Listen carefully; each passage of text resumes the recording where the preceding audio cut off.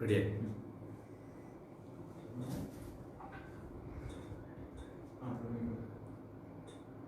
സഖാക്കളെ, Deshabhimani newspaper employees union സംഘടിപ്പിക്കുന്ന ഒരു പഠന ക്ലാസ്സിലാണ് ഇന്ന് നാം പങ്കെടുക്കുന്നത്.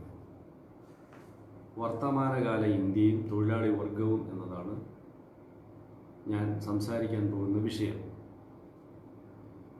വളരെയേറെ പ്രസക്തമായ ഈ വിഷയത്തെ സംബന്ധിച്ച് ഇത്തരമൊരു പഠന പരിപാടി സംഘടിപ്പിക്കാൻ മുൻകൈയെടുത്ത Deshabhimani newspaper employees union പ്രവർത്തകരെ ഞാൻ അനുമോദിക്കുന്നു. വർത്തമാനകാല ഇന്ത്യ കുത്തക മുതലാളി വർഗ നേതൃത്വത്തിലുള്ള ഇന്ത്യൻ ഭരണകൂടം ജനവിരുദ്ധ തൊഴിലാളി വിരുദ്ധ നയങ്ങൾ അടിക്കടി സ്വീകരിക്കുന്നതിൻ്റെ ഫലമായി പാവപ്പെട്ട ജനങ്ങളുടെ ജീവിതം ദിവസേന ഓരോ ദിവസം കഴിയുന്തോറും രൂക്ഷമായ പ്രതിസന്ധിയിലേക്ക് നീങ്ങുകയാണ്. 2014 ഇന്നത്തെ ഗവൺമെൻറ് ആദ്യമായി അധികാരത്തിൽ വരുന്നത്, മോദി സർക്കാർ. അതിന് മുമ്പ് 1991 ഇന്ത്യയിൽ ആഗോളവൽക്കരണ നയങ്ങൾ ഔപചാരികമായി തുടക്കം കുറിച്ചത്. സ്വാതന്ത്ര്യാനന്തര ഭാരതത്തിൽ നെഹ്റുവിൻ്റെ നേതൃത്വത്തിലുണ്ടായിരുന്ന കോൺഗ്രസ് ഗവൺമെൻറ് തുടങ്ങിവെച്ച വികസന നയങ്ങളിൽ നിന്നും കാഴ്ചപ്പാടുകളിൽ നിന്നും തികച്ചും വ്യത്യസ്തമായ ഒരു ദിശയിലേക്ക് ഇന്ത്യ മാറാൻ തീരുമാനിച്ചത് 1991. അതിനു മുമ്പ് ശ്രീ രാജീവ് ഗാന്ധി പ്രധാനമന്ത്രിയായി അധികാരത്തിൽ വന്ന 1984 മുതൽ ഈ ദിശയിലേക്കുള്ള മാറ്റത്തിൻ്റെ ലക്ഷണങ്ങൾ കണ്ടു തുടങ്ങിയിരുന്നു.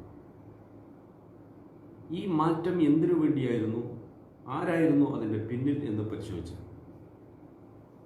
സ്വാതന്ത്ര്യാനന്തര ഭരണകൂടത്തിൻ്റെ നേതൃത്വത്തിലുണ്ടായിരുന്ന കുത്തക മുതലാളി വർഗ താൽപ്പര്യം സംരക്ഷിക്കുന്നതിനു വേണ്ടി കുത്തക മുതലാളി വർഗത്തിന് സമ്പദ്ഘടനയിൽ കൂടുതൽ പിടിമുറുക്കുന്നതിന് വേണ്ടിയാണ് ഇത്തരമൊരു നയത്തിലേക്ക് മാറ്റം വേണമെന്ന് അവർ തീരുമാനിച്ചു. ഈ നയത്തിലേക്ക് മാറുന്നതിന് മുമ്പ് തന്നെ ഇന്ത്യയിലെ അവസ്ഥ എന്താ? മഹാഭൂരിപക്ഷം വരുന്ന ജനങ്ങൾ ദാരിദ്ര്യത്തിലും കഷ്ടപ്പാടിലും കഴിഞ്ഞുകൂടുകയായിരുന്നു. അതിനു മുമ്പും നെഹ്റുവിൻ്റെ ഭരണകാലത്തും സ്വാതന്ത്ര്യ സമരകാലത്ത് ജനങ്ങൾ ആഗ്രഹിച്ചതുപോലുള്ള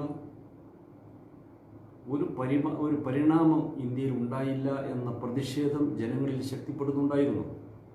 തൊഴിലില്ലായ്മ രൂക്ഷമാകുന്നു, ദാരിദ്ര്യം രൂക്ഷമാകുന്നു. സ്വാതന്ത്ര്യാനന്തര കാലത്ത് പഞ്ചവത്സര പദ്ധതികളിലൂടെയും മറ്റും രാജ്യത്തുണ്ടാകുന്ന സാമ്പത്തിക പുരോഗതിയുടെ പ്രധാന നേട്ടങ്ങൾ കുത്തക മുതലാളി വർഗത്തിനും നാടുവാഴി വർഗത്തിനുമാണ് ലഭിച്ചത് എന്ന വിമർശനം ശക്തമായി ഉയർത്തുന്നു. കമ്മ്യൂണിസ്റ്റ് പാർട്ടിയും ഇടതുപക്ഷ പ്രസ്ഥാനങ്ങളും തൊഴിലാളി പ്രസ്ഥാനങ്ങളും കർഷകരുടെ പ്രസ്ഥാനങ്ങളുമെല്ലാം ചേർന്ന് ഇന്ത്യൻ ഭരണകൂടത്തിൻ്റെ ജനവിരുദ്ധ നയങ്ങൾക്കെതിരായി അതിരൂക്ഷമായ സമരങ്ങൾ അക്കാലത്ത് ഉയർന്നു വരികയുണ്ടായി. ഇത് കോൺഗ്രസിൻ്റെ ഏകകക്ഷി ഭരണത്തിന് തന്നെ വെല്ലുവിളിയായി ഉയരുന്ന സാഹചര്യം ഉണ്ടായിരുന്നു. എന്നാൽ 1985 മുതൽ രാജീവ് ഗാന്ധിയും 91 അധികാരത്തിൽ വന്ന കോൺഗ്രസിൻ്റെ പ്രധാനമന്ത്രി നരസിംഹറാവു, അന്നത്തെ ധനകാര്യമന്ത്രി മൻമോഹൻ സിംഗ് എന്നിവരുടെ നേതൃത്വത്തിൽ ഔപചാരികമായി ആഗോളവൽക്കരണ നയത്തിലേക്ക് മാറുമ്പോൾ അതിന് ഉപോത്ബലകമായ ഒരു സാഹചര്യം എന്തായിരുന്നു എന്ന് ചുരുങ്ങിയ വാക്കുകളിൽ ഞാൻ വിശദീകരിക്കാം. 1990 മുതൽ ലോക രാഷ്ട്രീയ സാഹചര്യത്തിൽ വലിയ മാറ്റം വന്നു. 1917 സോവിയറ്റ് യൂണിയൻ ഉദയം ചെയ്തതു മുതൽ സോഷ്യലിസം ഒരു വലിയ ശക്തിയായി ലോകത്ത് വളരാൻ തുടങ്ങി. 1945 ഫാസിസ്റ്റ് ഭരണകൂടം സോവിയറ്റ് യൂണിയന് മുമ്പിൽ അടിയറ പറഞ്ഞതിന് ശേഷം കിഴക്കൻ യൂറോപ്പിലെ ഒരു പറ്റം രാജ്യങ്ങൾ സോഷ്യലിസ്റ്റ് വ്യവസ്ഥയിലേക്ക് വന്നു. 1917 ഒരു സോവിയറ്റ് യൂണിയൻ ആയിരുന്നെങ്കിൽ രണ്ടാം ലോക മഹായുദ്ധാനന്തരം ഒരു സോഷ്യലിസ്റ്റ് രാജ്യങ്ങളുടെ ഒരു നിര ലോകത്ത് ഉയർന്നു വരികയും സോഷ്യലിസ്റ്റ് ബ്ലോക്ക് ഒരു വലിയ രാഷ്ട്രീയ ശക്തിയായി മാറുകയും ചെയ്തു. അങ്ങനെ ലോകം, മുതലാളിത്ത ലോകം, സോഷ്യലിസ്റ്റ് ലോകം എന്ന രണ്ട് ധ്രുവങ്ങളിൽ കേന്ദ്രീകരിക്കുന്ന ഒരവസ്ഥ ലോകത്ത് സംജാതമായി. സോവിയറ്റ് യൂണിയന്റെ നേതൃത്വത്തിലുണ്ടായ വിജയവും സോഷ്യലിസത്തിന്റെ മുന്നേറ്റവും ലോകത്താകെ തൊഴിലാളി വർഗത്തെ ആവേശഭരിതരാക്കി. ലോകത്ത് കൊളോണിയലിസത്തിൽ നിന്ന് മോചനം നേടിയ ഇന്ത്യ ഉൾപ്പെടെയുള്ള നവസ്വതന്ത്ര രാജ്യങ്ങളിലും മറ്റു മുതലാളിത്ത രാജ്യങ്ങളിലും തൊഴിലാളി വർഗത്തിൻ്റെ വലിയ മുന്നേറ്റങ്ങളുണ്ടായി. ആ കാലത്ത് മുതലാളിത്ത ശക്തികൾ തന്നെ അവരുടെ നയങ്ങളിൽ ചില മാറ്റങ്ങൾ വരുത്താൻ നിർബന്ധിതരായി. തൊഴിലാളി വർഗത്തെ ഒന്ന് സമാധാനിപ്പിച്ച് നിർത്തുന്നതിന് സമ്പത്തിൻ്റെ ഒരു ചെറിയ ഭാഗമെങ്കിലും അവരുമായി പങ്കിടുക എന്ന ഒരു നിലയിലേക്ക് അവർ മാറി. ആ നിലയിൽ രൂപം കൊണ്ട ഒരു സമ്പ്രദായമായിരുന്നു, അല്ലെങ്കിൽ ഒരു പുതിയ രൂപമായിരുന്നു ക്ഷേമരാഷ്ട്രങ്ങൾ എന്ന സങ്കല്പം. തൊഴിലാളികൾക്ക് സഹായകരമാകുന്ന തൊഴിലാളി ക്ഷേമ നിയമങ്ങൾ, ക്ഷേമ പദ്ധതികൾ ഇതെല്ലാം സ്ഥാപിക്കാൻ മുതലാളിത്തം നിർബന്ധിതമായി. അല്ലെങ്കിൽ തൊഴിലാളി വർഗം ഭരണകൂടം പിടിച്ചെടുത്തേക്കുമോ, തൊഴിലാളി വർഗ വിപ്ലവങ്ങൾ പല രാജ്യങ്ങളിലും ഭരണകൂടത്തെ അട്ടിമറിച്ചേക്കുമോ എന്ന ഭയമുണ്ടായിരുന്നു മുതലാളിത്തത്തിൽ. ആ സാഹചര്യത്തെ നേരിടുന്നതിനാണ് മുതലാളിത്തം ആ പുതിയ രൂപം കൈക്കൊണ്ടത്. ആ കാലത്താണ് ലോകത്ത് പല രാജ്യങ്ങളിലും തൊഴിൽ നിയമങ്ങൾ, തൊഴിലാളി ക്ഷേമ നടപടികൾ ഇതെല്ലാം ഉടലെടുത്തത്. സാമൂഹ്യക്ഷേമ മേഖലയിലും വിദ്യാഭ്യാസം, ആരോഗ്യ സംരക്ഷണം തുടങ്ങിയ മേഖലകളിലുമെല്ലാം സർക്കാർ ഇടപെടുന്ന പൊതുമേഖല ശക്തിപ്പെട്ടതും ആ കാലഘട്ടത്തിലാണ്. എന്നാൽ 90-ൽ സോവിയറ്റ് യൂണിയൻ തകർന്നതോടുകൂടി ലോക രാഷ്ട്രീയ സാഹചര്യത്തിൽ വലിയ മാറ്റങ്ങളുണ്ട്. കിഴക്കൻ യൂറോപ്പിലെ സോഷ്യലിസ്റ്റ് രാജ്യങ്ങളും മുതലാളിത്ത വൽക്കരണത്തിലേക്ക് തിരിച്ചുപോയി. അതോടുകൂടി സോഷ്യലിസ്റ്റ് വ്യവസ്ഥ ദുർബലമായി. ലോകം അമേരിക്കൻ സാമ്രാജ്യത്വ നേതൃത്വത്തിലുള്ള ഏകധ്രുവ ലോകമാണ് എന്ന ഒരു പരിവേഷം ഉയർന്നു. സാമ്രാജ്യത്വത്തിനും മുതലാളിത്തത്തിനും ലോകാധിപത്യം നേടുന്നതിനുള്ള ഒരു സാഹചര്യമാണ് സൃഷ്ടിക്കപ്പെട്ടത്. ഈ പുതിയ സാഹചര്യം നിലവിൽ വന്നപ്പോൾ സോവിയറ്റ് യൂണിയൻ നിലവിലുണ്ടായിരുന്ന കാലത്തെ സമ്മർദ്ദത്തിൻ്റെ ഫലമായി മുതലാളിത്തം ആവിഷ്കരിച്ച ക്ഷേമരാഷ്ട്രങ്ങൾ എന്ന സങ്കല്പത്തിൽ നിന്ന് അവർ പുറകോട്ട് പോയി. തൊഴിലാളി വർഗത്തിന് മേൽ കടുത്ത ആക്രമണങ്ങൾ അഴിച്ചുവിട്ടു. തൊഴിൽ നിയമങ്ങൾ ദുർബലമാക്കാൻ തുടങ്ങി. മാത്രമല്ല, ആ കാലയളവിൽ മുതലാളിത്ത ലോകത്ത് ശാസ്ത്ര സാങ്കേതിക വിദ്യയിലും വലിയ മുന്നേറ്റം ഉണ്ടായി. പുതിയ സാങ്കേതിക വിദ്യകൾ, ഇൻഫർമേഷൻ ടെക്നോളജി, ബയോടെക്നോളജി തുടങ്ങിയ സാങ്കേതിക വിദ്യകളുടെ വളർച്ച, സയൻസ് ആൻഡ് ടെക്നോളജിക്കൽ റവല്യൂഷൻ എന്നാണ് ആ കാലഘട്ടത്തെക്കുറിച്ച് പറയപ്പെടുന്നത്. അതിലൂടെ ഉൽപാദന രംഗത്തും സേവന രംഗത്തും വിപ്ലവകരമായ മാറ്റങ്ങൾ വന്നു. മുതലാളിത്ത ലോകത്താണ് ഈ വലിയ മാറ്റങ്ങൾ ഉടലെടുത്തത്. ആ അവസ്ഥയെ ഉപയോഗിച്ചുകൊണ്ട് ഉൽപാദന മേഖലയെയും വ്യവസായ മേഖലയെയും എല്ലാം അവർ പുനഃസംഘടിപ്പിക്കാൻ തുടങ്ങി. വൻകിട വ്യവസായശാലകൾക്ക് പകരം ഉൽപാദന കേന്ദ്രങ്ങൾ ചെറുതാക്കി വിഘടിപ്പിച്ച് ഒരേ ഉൽപ്പന്നം പല രാജ്യങ്ങളിലും പല പ്രദേശങ്ങളിലും വെച്ച് ഉൽപ്പാദിപ്പിക്കുന്ന രീതിയിലേക്ക് ഉൽപാദന സമ്പ്രദായത്തെ മാറ്റി. ഇത് തൊഴിലാളികളുടെ സംഘടിത ശക്തിയെ കുറയ്ക്കുക എന്ന ലക്ഷ്യം അതിന് പിന്നിലുണ്ടായിരുന്നു. തൊഴിലാളികൾ കേന്ദ്രീകരിച്ചു വരുന്നത് തടയുക എന്ന ലക്ഷ്യം അതിനുണ്ടായിരുന്നു. മാത്രമല്ല, സ്ഥിരം ജോലി എന്ന സമ്പ്രദായത്തിൽ മാറ്റം വരുത്തി. ആവശ്യമുള്ള ആളുകളെ കരാറടിസ്ഥാനത്തിലും താൽക്കാലിക അടിസ്ഥാനത്തിലും നിയമിക്കുന്ന രീതി വ്യാപകമായി. ഔട്ട്സോഴ്സിംഗ് എന്ന് പറയുന്ന ഒരു പുതിയ സമ്പ്രദായം നിലവിൽ വന്നു. പുറം കരാർ കൊടുക്കുക. ഒരു വ്യവസായ സ്ഥാപനത്തിൽ ആവശ്യമുള്ള ജോലി ഒരു ഭാഗം പുറത്ത് ചെയ്യുക. അങ്ങനെ ചെയ്യുന്ന തൊഴിലാളികൾ ഒരിക്കലും ഒരു വ്യവസായ സ്ഥാപനത്തിൻ്റെ ഭാഗമായി വരില്ല. ഇങ്ങനെയെല്ലാമുള്ള പരിഷ്കാരങ്ങൾ മുതലാളിത്തം നടപ്പാക്കിയപ്പോൾ അത് ഏറ്റവും വലിയ ആഘാതമായി വന്ന് പതിച്ചത് അധ്വാനിക്കുന്ന വർഗത്തിൻ്റെ തലയിലാണ്. അവരുടെ സംഘടിത ശക്തി ദുർബലമാവാൻ തുടങ്ങി.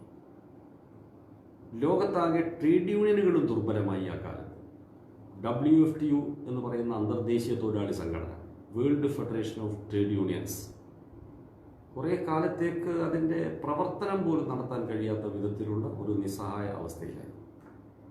ഈ അവസരം ഉപയോഗിച്ച് മുതലാളിത്തം, തൊഴിലാളി വർഗത്തിൻ്റെ മേലുള്ള ചൂഷണം വർദ്ധിപ്പിക്കുകയും വലിയ തോതിൽ സമ്പത്ത് വാരിക്കൂട്ടാൻ അവർക്ക് അവസരമുണ്ടാവുകയും ചെയ്തു. ഈ സാഹചര്യത്തിലാണ് 1947 മുതൽ 91 വരെ ഇന്ത്യ പിന്തുടരുന്ന നയങ്ങളിൽ നിന്ന് ഇന്ത്യ ഗവൺമെൻറ്റും സാമ്രാജ്യത്വ അനുകൂല നിലപാടിലേക്ക് മാറുന്നത്. അതിനു മുമ്പ് ചേരിചേരാ നയം എന്ന നിലയിൽ സോഷ്യലിസ്റ്റ് ചേരിയോടും മുതലാളിത്ത ചേരിയോടും മാറി മാറി വിലപേശാൻ കഴിയുന്ന ഒരു നയത്തിലായിരുന്നു ഇന്ത്യ ഗവൺമെൻറ് ഉണ്ടായിരുന്നത്. സോഷ്യലിസ്റ്റ് ചേരി ദുർബലമായതോടുകൂടി പൂർണ്ണമായും സാമ്രാജ്യത്വ ചേരിയുടെ ഭാഗമായി മാറാൻ പിന്നെ ഇന്ത്യയിലെ ഭരണകൂടത്തിൽ ഒരു പ്രയാസം ഉണ്ടായില്ല. അങ്ങനെയാണ് ആഗോളവൽക്കരണ, ഉദാരവൽക്കരണ നയങ്ങൾ, LPG എന്ന് പറയും, ലിബറലൈസേഷൻ, പ്രൈവറ്റൈസേഷൻ, ഗ്ലോബലൈസേഷൻ, ഈ നയങ്ങൾ ഇന്ത്യ രാജ്യത്ത് നടപ്പാക്കാൻ തുടങ്ങി. അതുകൂടി വന്നപ്പോൾ അതിന് മുമ്പുണ്ടായിരുന്ന ഗുരുതരമായ അവസ്ഥ കൂടുതൽ ഗുരുതരമായി. തൊഴിലില്ലായ്മ രൂക്ഷമായി വർദ്ധിച്ചു. ഈ പുതിയ കാലഘട്ടത്തിൽ ധാരാളം വിദേശ നിക്ഷേപം വരുമെന്നും വ്യവസായ മേഖലയിൽ നിയന്ത്രണങ്ങളെല്ലാം ഉപേക്ഷിച്ച് നിക്ഷേപം നടത്താൻ സ്വകാര്യ മൂലധന ശക്തികൾക്ക് സ്വാതന്ത്ര്യം കൊടുത്താൽ അവരെവിടെയും വ്യവസായങ്ങൾ ആരംഭിക്കുമെന്നും അത് രാജ്യത്തിൻ്റെ സമ്പദ്ഘടനയെ വികസിപ്പിക്കുമെന്നും ഒക്കെ ആയിരുന്നു ആഗോളവൽക്കരണ വക്താക്കളുടെ വാദം. എന്നാൽ സംഭവിച്ചത്, ഇന്ത്യൻ കമ്പോളം ചൂഷണം ചെയ്യാൻ ഇറക്കുമതി നയത്തിൽ ഉദാരവൽക്കരണം നടത്തി നമ്മുടെ കമ്പോളത്തിലേക്ക് വിദേശ ഉൽപ്പന്നങ്ങൾ നികുതി കുറച്ച് ഇറക്കുമതി ചെയ്യാൻ വിദേശ കമ്പനികൾക്ക് അനുമതി കൊടുക്കുന്ന ഒരു സ്ഥിതിയാണ് ഉണ്ടായത്. ഇത് ഇന്ത്യയിലെ ഉൽപ്പാദന മേഖലയെ വികസിപ്പിച്ചില്ല. അപൂർവം ചില പുതിയ കമ്പനികൾ വന്നില്ല എന്ന് പറയാൻ പറ്റില്ല. ഇപ്പോൾ മാരുതി കമ്പനി പോലെ ഓട്ടോമൊബൈൽ മേഖലയിൽ ചില പുതിയ കമ്പനികൾ അക്കാലത്ത് ഇന്ത്യയിൽ വരികയുണ്ടായി. പക്ഷേ ഇന്ത്യയിൽ എല്ലായിടത്തും സമതുലിതമായ ഒരു വികസന പദ്ധതിയാക്കി മാറ്റാൻ ഗവൺമെൻറ്റിൻ്റെ പുതിയ നയത്തിന് ഒരിക്കലും സാധിച്ചില്ല. മാത്രമല്ല, ജനസംഖ്യയിൽ ലോകത്ത് 2ാം സ്ഥാനത്ത് നിൽക്കുന്ന ഇന്ത്യയിൽ വലിയ ഒരു തൊഴിലില്ലാ പട നിലനിൽക്കുമ്പോൾ അവർക്ക് തൊഴിൽ നൽകുക എന്ന ലക്ഷ്യത്തിലേക്ക് പോകാൻ ഈ നയം ഒരിക്കലും സഹായകരമായില്ല. കാർഷിക മേഖലയിലാണെങ്കിൽ നേരത്തെ തന്നെ നിലനിൽക്കുന്ന നാടുവാഴിത്ത വ്യവസ്ഥ ഊനം തട്ടാതെ നിലനിൽക്കുകയാണ്. സ്വാതന്ത്ര്യാനന്തരം ഇന്ത്യ ഗവൺമെൻറ് ഇന്ത്യയിലെ ഭരണകൂടം രൂപം കൊള്ളുമ്പോൾ കുത്തക മുതലാളി വർഗ നേതൃത്വത്തിൽ നാടുവാഴിത്ത ശക്തികളുമായി കൂട്ടുചേർന്നാണ് ആ ഭരണകൂടത്തിൻ്റെ ഘടന രൂപീകരിക്കപ്പെട്ടത്. അതുകൊണ്ട് ഭരണകൂടം നാടുവാഴിത്തം അവസാനിപ്പിച്ച് കൃഷിഭൂമി കർഷകന് നൽകുന്ന ജനാധിപത്യ വിപ്ലവത്തിൻ്റെ ഒരു നടപടിയിലേക്കും മാറിയിരുന്നില്ല. കേരളം പോലുള്ള അപൂർവം ചില സംസ്ഥാനങ്ങളിലാണ് ഭൂപരിഷ്കരണ നടപടികൾ ഉണ്ടായത്. കമ്മ്യൂണിസ്റ്റ് പാർട്ടികളുടെയും ഇടതുപക്ഷത്തിൻ്റെയും ഒക്കെ ശക്തമായ മുന്നേറ്റമുണ്ടായ കേരളത്തിൽ, അതുപോലെ ബംഗാളിൽ, മറ്റ് ചില രാഷ്ട്രീയ കാരണങ്ങളാൽ ജമ്മു ആൻഡ് കാശ്മീരിൽ കാർഷിക ഭൂപരിഷ്കരണ നടപടികൾ സ്വീകരിക്കപ്പെട്ടു എന്നതൊഴിച്ചാൽ മഹാഭൂരിപക്ഷം ഇന്ത്യൻ സംസ്ഥാനങ്ങളിലും കാർഷിക മേഖലയിലെ നാടുവാഴി ജന്മിത സമ്പ്രദായങ്ങൾ ഊനം തട്ടാതെ നിലനിന്നു. ആ മേഖലയിൽ ജോലി ചെയ്യുന്ന കർഷക തൊഴിലാളികൾ, ദരിദ്ര കർഷകർ അങ്ങേയറ്റം ദാരിദ്ര്യാവസ്ഥയിൽ, വളരെ പിന്നോക്കാവസ്ഥയിലും കഴിഞ്ഞുകൂടേണ്ടി വന്നു. ഇന്ത്യയിലാണെങ്കിൽ നൂറ്റാണ്ടുകളുടെ പഴക്കമുള്ള ജാതി വ്യവസ്ഥയും ജാതീയമായ അടിച്ചമർത്തലുകളും എല്ലാം നിലവിലുണ്ടായിരുന്നു. അതിനൊന്നും ഒരു മാറ്റവും വരുത്താൻ പുതിയ സമ്പ്രദായത്തിനും പുതിയ നയത്തിനും സാധിച്ചില്ല. ഇങ്ങനെ പ്രതിസന്ധി അതിരൂക്ഷമായി മാറുന്ന ഒരു സാഹചര്യമാണ് 91 മുതൽ നാം കണ്ടത്. ഈ നയങ്ങൾക്കെതിരെ ഇന്ത്യയിലെ തൊഴിലാളി സംഘടനകളും കർഷക പ്രസ്ഥാനങ്ങളും വലിയ പ്രക്ഷോഭങ്ങൾ നടത്തിയിട്ടുണ്ടായിരുന്നു. അതുകൊണ്ട് ആ സമരങ്ങളുടെയും പ്രക്ഷോഭങ്ങളുടെയും സ്വാധീനത്താൽ 91 മുതൽ നരസിംഹറാവു ഗവൺമെൻറ്റിന് 98 വരെയുള്ള കാലത്ത്, 96 അവരുടെ ഭരണം കഴിഞ്ഞു, പിന്നെ ഐക്യമുന്നണി ഗവൺമെൻറ്റാണ് 1-2 വർഷം ഉണ്ടായത്. ആ കാലത്ത് ഉദ്ദേശിച്ച വേഗതയിൽ ഈ സ്വകാര്യവൽക്കരണ, ഉദാരവൽക്കരണ നയങ്ങൾ നടപ്പാക്കാൻ സാധിച്ചില്ല. അക്കാലത്ത് പ്രതിപക്ഷത്തായിരുന്ന BJP ഈ ഇറക്കുമതി ഉദാരവൽക്കരണത്തെയും സ്വകാര്യവൽക്കരണത്തെയും ശക്തമായി എതിർക്കുന്നുണ്ടായിരുന്നു. സ്വദേശി ജാഗരൺ മഞ്ച് എന്നൊരു പ്രസ്ഥാനമുണ്ടായിരുന്നു RSS നേതൃത്വത്തിൽ. അവർ എല്ലാവിധ വിദേശ മൂലധന നിക്ഷേപങ്ങളെയും ഇറക്കുമതിയെയും ശക്തമായി എതിർത്ത് ക്യാമ്പയിൻ ചെയ്യാറുണ്ടായിരുന്നു. 1998 ആ BJPയുടെ നേതൃത്വത്തിൽ ഗവൺമെന്റ് അധികാരത്തിൽ വന്നു. 98 അധികാരത്തിൽ വന്ന ഗവൺമെന്റ് ഒരു വർഷത്തിനുള്ളിൽ തകർന്നു വീണു. 99 വീണ്ടും തെരഞ്ഞെടുപ്പ് നടന്നു. വീണ്ടും വാജ്പേയി നേതൃത്വത്തിലുള്ള BJP ഗവൺമെന്റ് അധികാരത്തിൽ വന്നു. 2004 വരെ ഗവൺമെന്റ് വന്നു. ഈ 5 വർഷക്കാലമാണ് നരസിംഹറാവു ഗവൺമെന്റ് പ്രഖ്യാപിച്ച ആഗോളവൽക്കരണ നയങ്ങൾ പ്രാവർത്തികമായി ഇന്ത്യയിൽ നടപ്പായത്. പൊതുമേഖലാ ഓഹരി വിൽപ്പന, പൊതുമേഖലാ സ്വകാര്യവൽക്കരണം തുടങ്ങിയ നടപടികൾ പ്രായോഗികമായി നടപ്പാക്കാൻ മുൻകൈയെടുത്തത് BJP ഗവൺമെന്റാണ്. പൊതുമേഖലാ സ്ഥാപനങ്ങളുടെ ഓഹരി വിൽക്കാൻ ഒരു വകുപ്പുണ്ടായിരുന്നു വാജ്പേയി മന്ത്രിസഭയിൽ, ഡിപ്പാർട്ട്മെന്റ് ഓഫ് ഡിസ്ഇൻവെസ്റ്റ്മെന്റ്. അതിനൊരു മന്ത്രി ഉണ്ടായിരുന്നു, അരുൺ ഷൂറി. ഒറീസയിലെ ബാൽക്കോ എന്ന പൊതുമേഖലാ അലൂമിനിയം കമ്പനി വിൽപ്പന നടത്തിയത് അക്കാലത്താണ്. കൊച്ചിയിലെ മോഡേൺ ബ്രെഡ് ഉണ്ടാക്കുന്ന കമ്പനി ഹിന്ദുസ്ഥാൻ ലിവറിന് വിറ്റത് അക്കാലത്താണ്.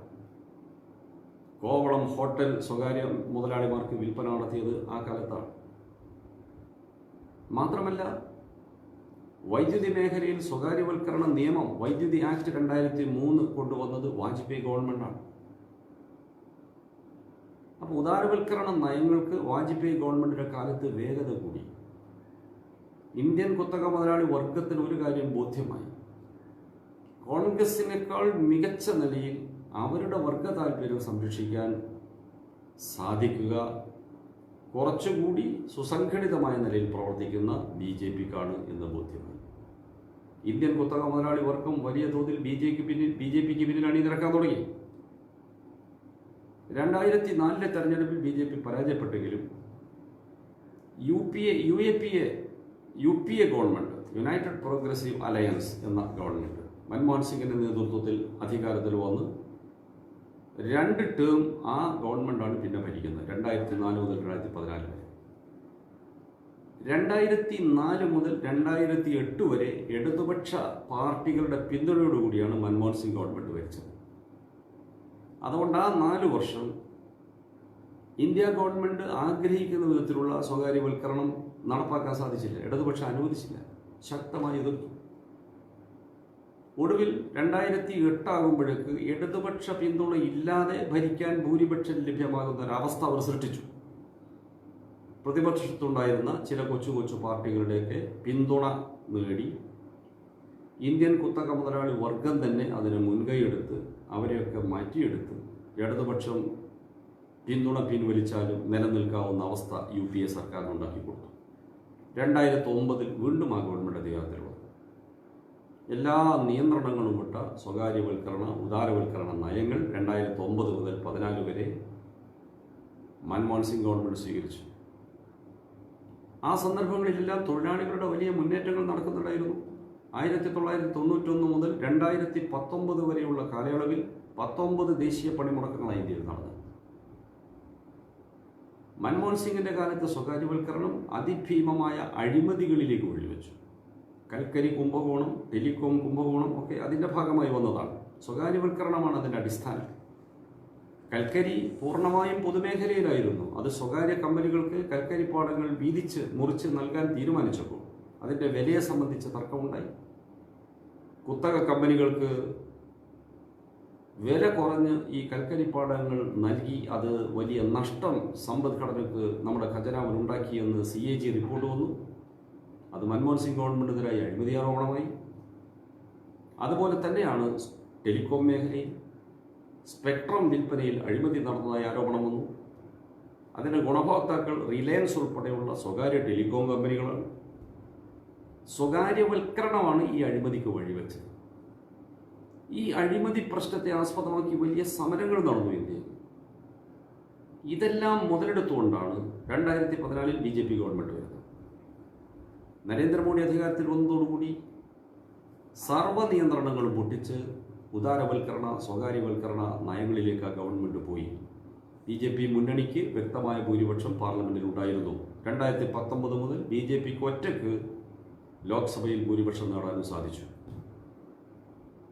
ഈ കാലയളവിൽ ഇന്ത്യയിൽ നടപ്പാക്കിയ നയങ്ങൾ ഇന്ത്യയിലെ ജനകോടികളെ അങ്ങേയറ്റത്തെ ദുരിതത്തിലേക്കാണ് നയിച്ചത്. അതിലേറ്റവും വലിയ പ്രയാസങ്ങൾ നേരിടുന്ന വിഭാഗമാണ് ഇന്ത്യയിലെ തൊഴിലാളി വർഗം.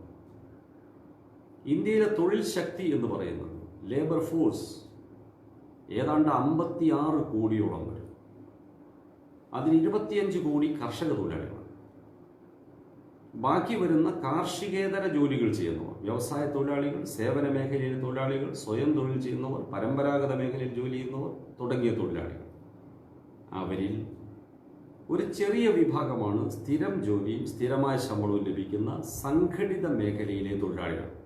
വൻകിട വ്യവസായങ്ങൾ, അതുപോലെ ഗവൺമെൻറ് നേതൃത്വത്തിലുള്ള സേവന മേഖലകൾ, ഇതിലെല്ലാം ജോലി ചെയ്യുന്നവർ. ഇന്ത്യയിലെ ആകെ തൊഴിലാളികളുടെ ഒരു 6-7%. ബാക്കി വരുന്ന മഹാഭൂരിപക്ഷം ഈ 50 കോടി തൊഴിലാളികളിൽ ഏകദേശം 51 കോടിയോളം കർഷക തൊഴിലാളികളും അസംഘടിത മേഖല, പരമ്പരാഗത മേഖല തൊഴിലാളികളുമാണ്. സ്വയം തൊഴിൽ ചെയ്യുന്നവരാണ്. വഴിയോര കച്ചവടക്കാരെ പോലെ സ്വയം തൊഴിൽ ചെയ്യുന്ന ഉൾപ്പെടെ വരുന്നവരാണ് ഈ കോടിക്കണക്കിന് ആളുകൾ. ഇവർക്ക് യാതൊരു സാമൂഹിക സുരക്ഷിതത്വമില്ല. ഒരു കുടുംബത്തിന് ന്യായമായി ജീവിക്കാൻ ആവശ്യമായ വേതനം ആ കുടുംബനാഥന്റെ തൊഴിലിൽ നിന്ന് നേടാൻ സാധിക്കുന്നില്ല. ഇവർക്ക് ഏറ്റവും ചുരുങ്ങിയ ചെലവിൽ ജീവിക്കാൻ ആവശ്യമായ ഒരു വേതനം, മിനിമം വേതനം ഇന്ത്യയിൽ നിർണ്ണയിക്കപ്പെട്ടില്ല. കർഷക തൊഴിലാളികളുടെ കാര്യമെടുത്താൽ ഒരു വർഷത്തിൽ ഏകദേശം 30-32 ദിവസങ്ങൾ മാത്രമാണ് അവർക്ക് കാർഷിക പ്രവൃത്തിയുള്ളത്. കൃഷി ഇറക്കുമ്പോഴും വിളവെടുക്കുമ്പോഴും മാത്രമാണ് അവരുടെ ജോലി. അത് കഴിഞ്ഞാൽ ബാക്കി കന്നുകാലികളെ പോറ്റി വളർത്തലോ മറ്റെന്തെങ്കിലും കൈത്തൊഴിലുകൾ ചെയ്യലോ മാത്രമാണ് അവർക്ക് ആശയം. ഈ ജോലി ചെയ്യുമ്പോൾ തന്നെ അവർക്ക് ലഭിക്കുന്ന കൂലി കേരളത്തിൽ നമുക്ക് സങ്കല്പിക്കാൻ പോലും കഴിയാത്ത അത്രയും തുച്ഛമായ വേതനമാണ്. ഇപ്പോൾ UP, ബീഹാർ, ഒറീസ തുടങ്ങിയ സംസ്ഥാനങ്ങളിൽ, ഇന്ത്യയിൽ വിശാലമായ കൃഷിയിടങ്ങളിൽ ഒരു ദിവസം മുഴുവൻ ജോലി ചെയ്താൽ 200 രൂപയുടെ തൊട്ടടുത്താണ് അവർക്ക് ഒരു ദിവസത്തെ കൂലി ലഭിക്കുന്നത്. എന്തായിരിക്കും ആ തൊഴിലാളികളുടെ ഒരു ജീവിത അവസ്ഥ എന്ന് നിങ്ങൾ ആലോചിച്ച് നോക്കുക. ഈ ദാരിദ്ര്യം കൊണ്ടാണ് കാർഷിക മേഖലയിൽ നിന്ന് കോടിക്കണക്കായി പാവപ്പെട്ട തൊഴിലാളികൾ കുറച്ചുകൂടി മെച്ചപ്പെട്ട വേതനം കിട്ടുമെന്ന പ്രതീക്ഷയിൽ വൻ നഗരങ്ങളിലേക്ക് എന്തെങ്കിലും തൊഴിലന്വേഷകരായി പോകുന്നത്, കേരളം പോലുള്ള സംസ്ഥാനങ്ങളിലേക്ക് വരുന്നത്. അവരെയാണ് നാം കുടിയേറ്റ തൊഴിലാളികൾ അല്ലെങ്കിൽ അതിഥി തൊഴിലാളികൾ എന്ന് വിളിക്കുന്നത്. ബോംബെ, ഡൽഹി, ബാംഗ്ലൂർ, അഹമ്മദാബാദ് പോലുള്ള വൻ നഗരങ്ങളിലേക്കാണ് ഈ കുടിയേറ്റ തൊഴിലാളികൾ മഹാഭൂരിപക്ഷം ചെല്ലുന്നത്. അവിടെ റിക്ഷ വലിക്കാരായോ അല്ലെങ്കിൽ ഇഷ്ടികക്കളത്തിലോ നിർമ്മാണ മേഖലയിലോ വഴിയോര കച്ചവടത്തിലോ ഒക്കെ ഏർപ്പെട്ട് അവർ ജീവിക്കുകയാണ്. വേറെ മാർഗമില്ലാത്തതുകൊണ്ട്. ഇതാണ് ഇന്ത്യയിലെ തൊഴിലാളികളുടെ അവസ്ഥ. ഇനി അസംഘടിത മേഖലയിലെ തൊഴിലാളികളുടെ സ്ഥിതി എടുക്കും. ഏകദേശം 5 കോടിയോളം തൊഴിലാളികളാണ് ഇന്ത്യയിൽ മോട്ടോർ ട്രാൻസ്പോർട്ട് മേഖലയിൽ ജോലി ചെയ്യുന്നവർ. ഓട്ടോറിക്ഷ, ടാക്സി, ചെറുകിട വാഹനങ്ങൾ, ബസ്, ലോറി ഇതെല്ലാം ഓടിക്കുകയും അതിൻ്റെ മെയിൻ്റനൻസ് നടത്തുകയും മറ്റും ചെയ്യുന്ന തൊഴിലാളികൾ. ഇവർക്കാർക്കും ഒരു ന്യായമായ വേതനത്തിന് ഒരു വ്യവസ്ഥയില്ല. കേരളത്തിൽ motor transport workers payment of fair wages act എന്ന് പറയുന്നൊരു നിയമമുണ്ട്. മിനിമം വേജിൻ്റെ മുകളിൽ ശമ്പളം കിട്ടാനുള്ളൊരു വ്യവസ്ഥയില്ല. എന്നാൽ മറ്റൊരു സംസ്ഥാനത്തെ വ്യവസ്ഥയില്ല. ഓട്ടോറിക്ഷ ഡ്രൈവർമാർക്ക് ബോണസ് ഇല്ല, ഗ്രാറ്റുവിറ്റി ഇല്ല, പ്രോവിഡൻറ്റ് ഫണ്ടില്ല, പെൻഷനില്ല. നിർമ്മാണ തൊഴിലാളികളുടെ അവസ്ഥ ഇത് തന്നെ. വ്യാപാര വാണിജ്യ സ്ഥാപനങ്ങളിലായി 4 കോടിയിൽ പരം തൊഴിലാളികൾ ജോലി ചെയ്യുന്നുണ്ട്. അവർക്കാർക്കും ഒരു ന്യായമായ വേതനം കിട്ടാൻ ഒരു വഴിയില്ല, ജോലി സ്ഥിരതയില്ല, ഏത് സമയത്തും അവരെ പിരിച്ചുവിടാം.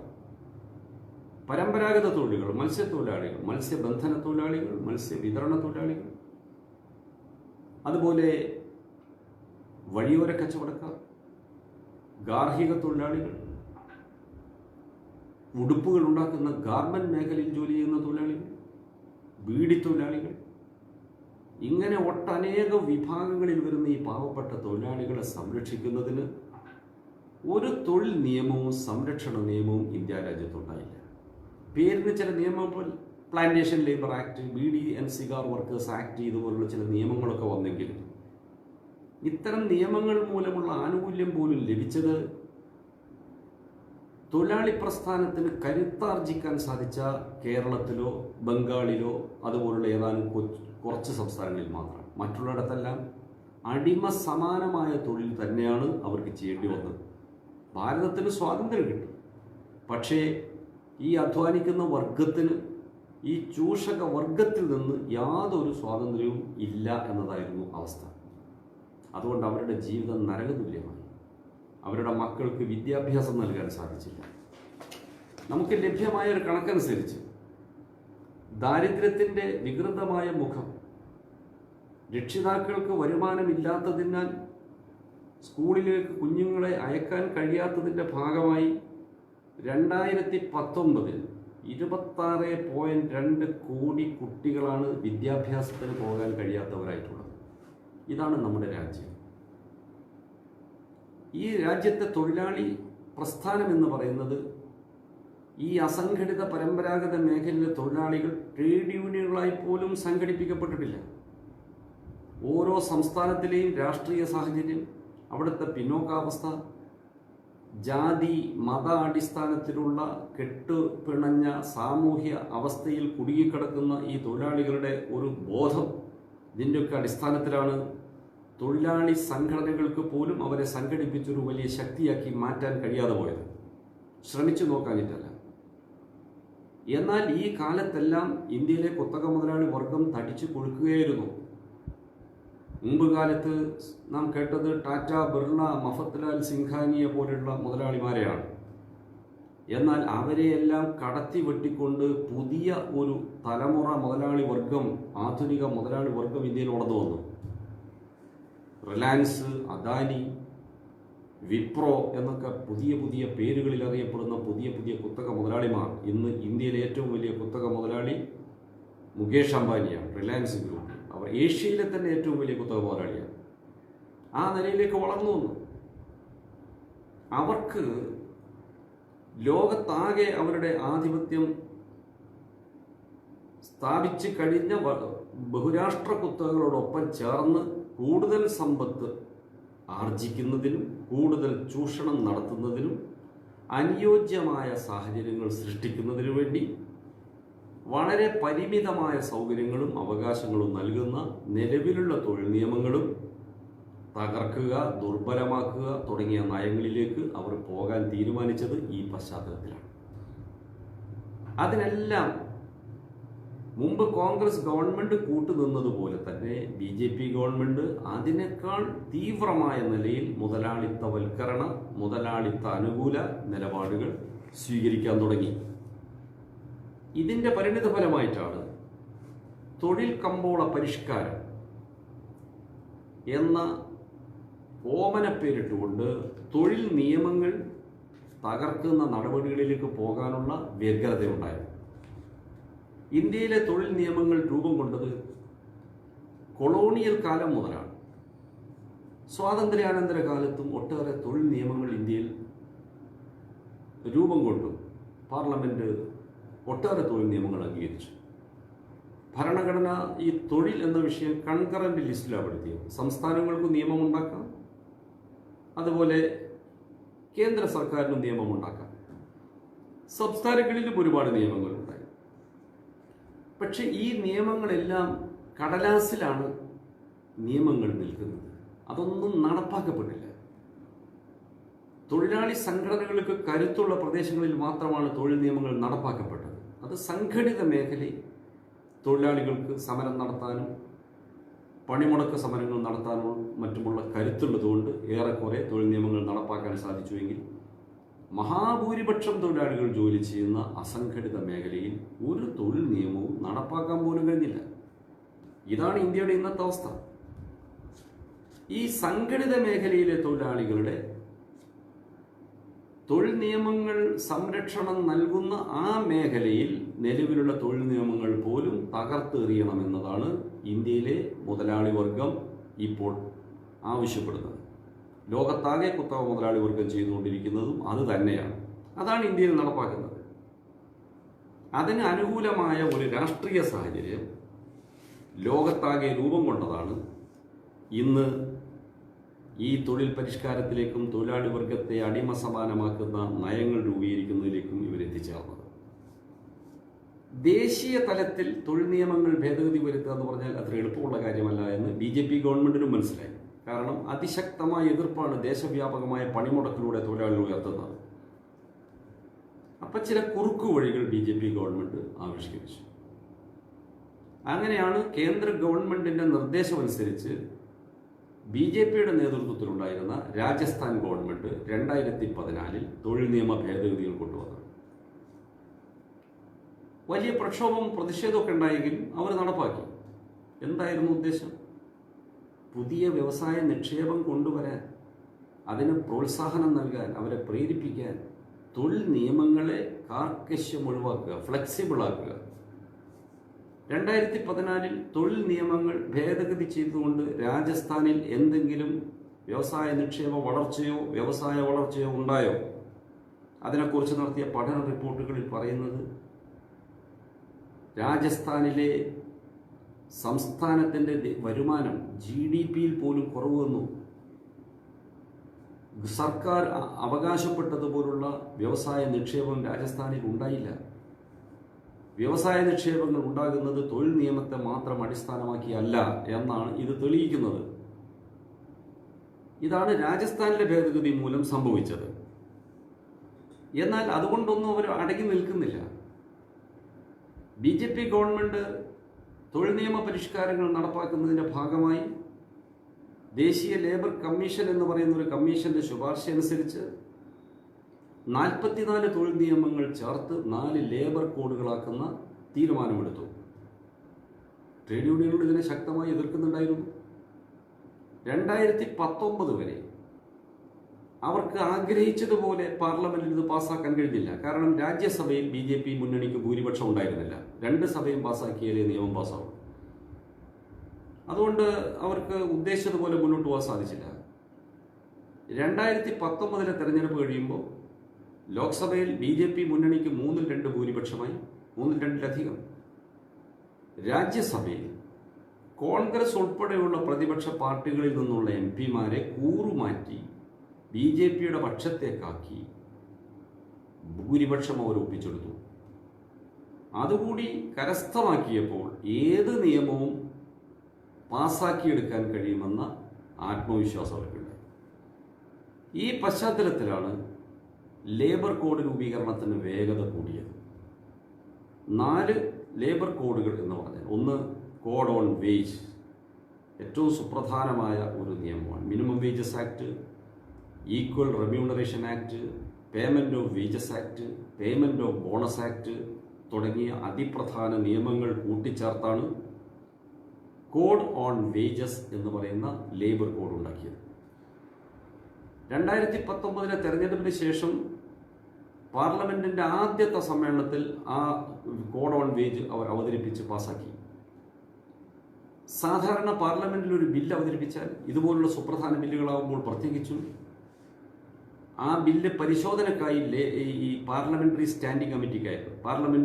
പാർലമെന്റിൽ ഓരോ വകുപ്പിനും ഒരു സ്റ്റാൻഡിംഗ് കമ്മിറ്റിയുണ്ട്. ലേബർ സ്റ്റാൻഡിംഗ് കമ്മിറ്റിയുണ്ട് ലേബർ ഡിപ്പാർട്ട്മെന്റിന്റെ കീഴിൽ. ലേബർ ഡിപ്പാർട്ട്മെന്റോട് ബന്ധപ്പെട്ട് പാർലമെന്റ് മെമ്പർമാരുടെ ഒരു കമ്മിറ്റി, ലോക്സഭാ മെമ്പർമാരും രാജ്യസഭാ മെമ്പർമാരും അടങ്ങുന്നതാണ് സ്റ്റാൻഡിംഗ് കമ്മിറ്റി. ആദ്യത്തെ പാർലമെന്റ് സമ്മേളനം ചേരുമ്പോൾ സ്റ്റാൻഡിംഗ് കമ്മിറ്റി രൂപീകരിച്ചിട്ടില്ല. കാരണം മെമ്പർമാരുടെ സത്യപ്രതിജ്ഞയ്ക്ക് ശേഷമേ ആ നടപടിയിലേക്ക് പോകൂ.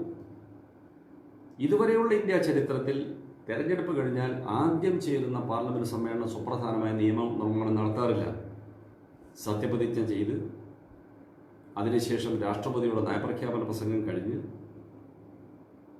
ലോക്സഭ പാർലമെന്റ് സമ്മേളനം പിരിഞ്ഞതിന് ശേഷം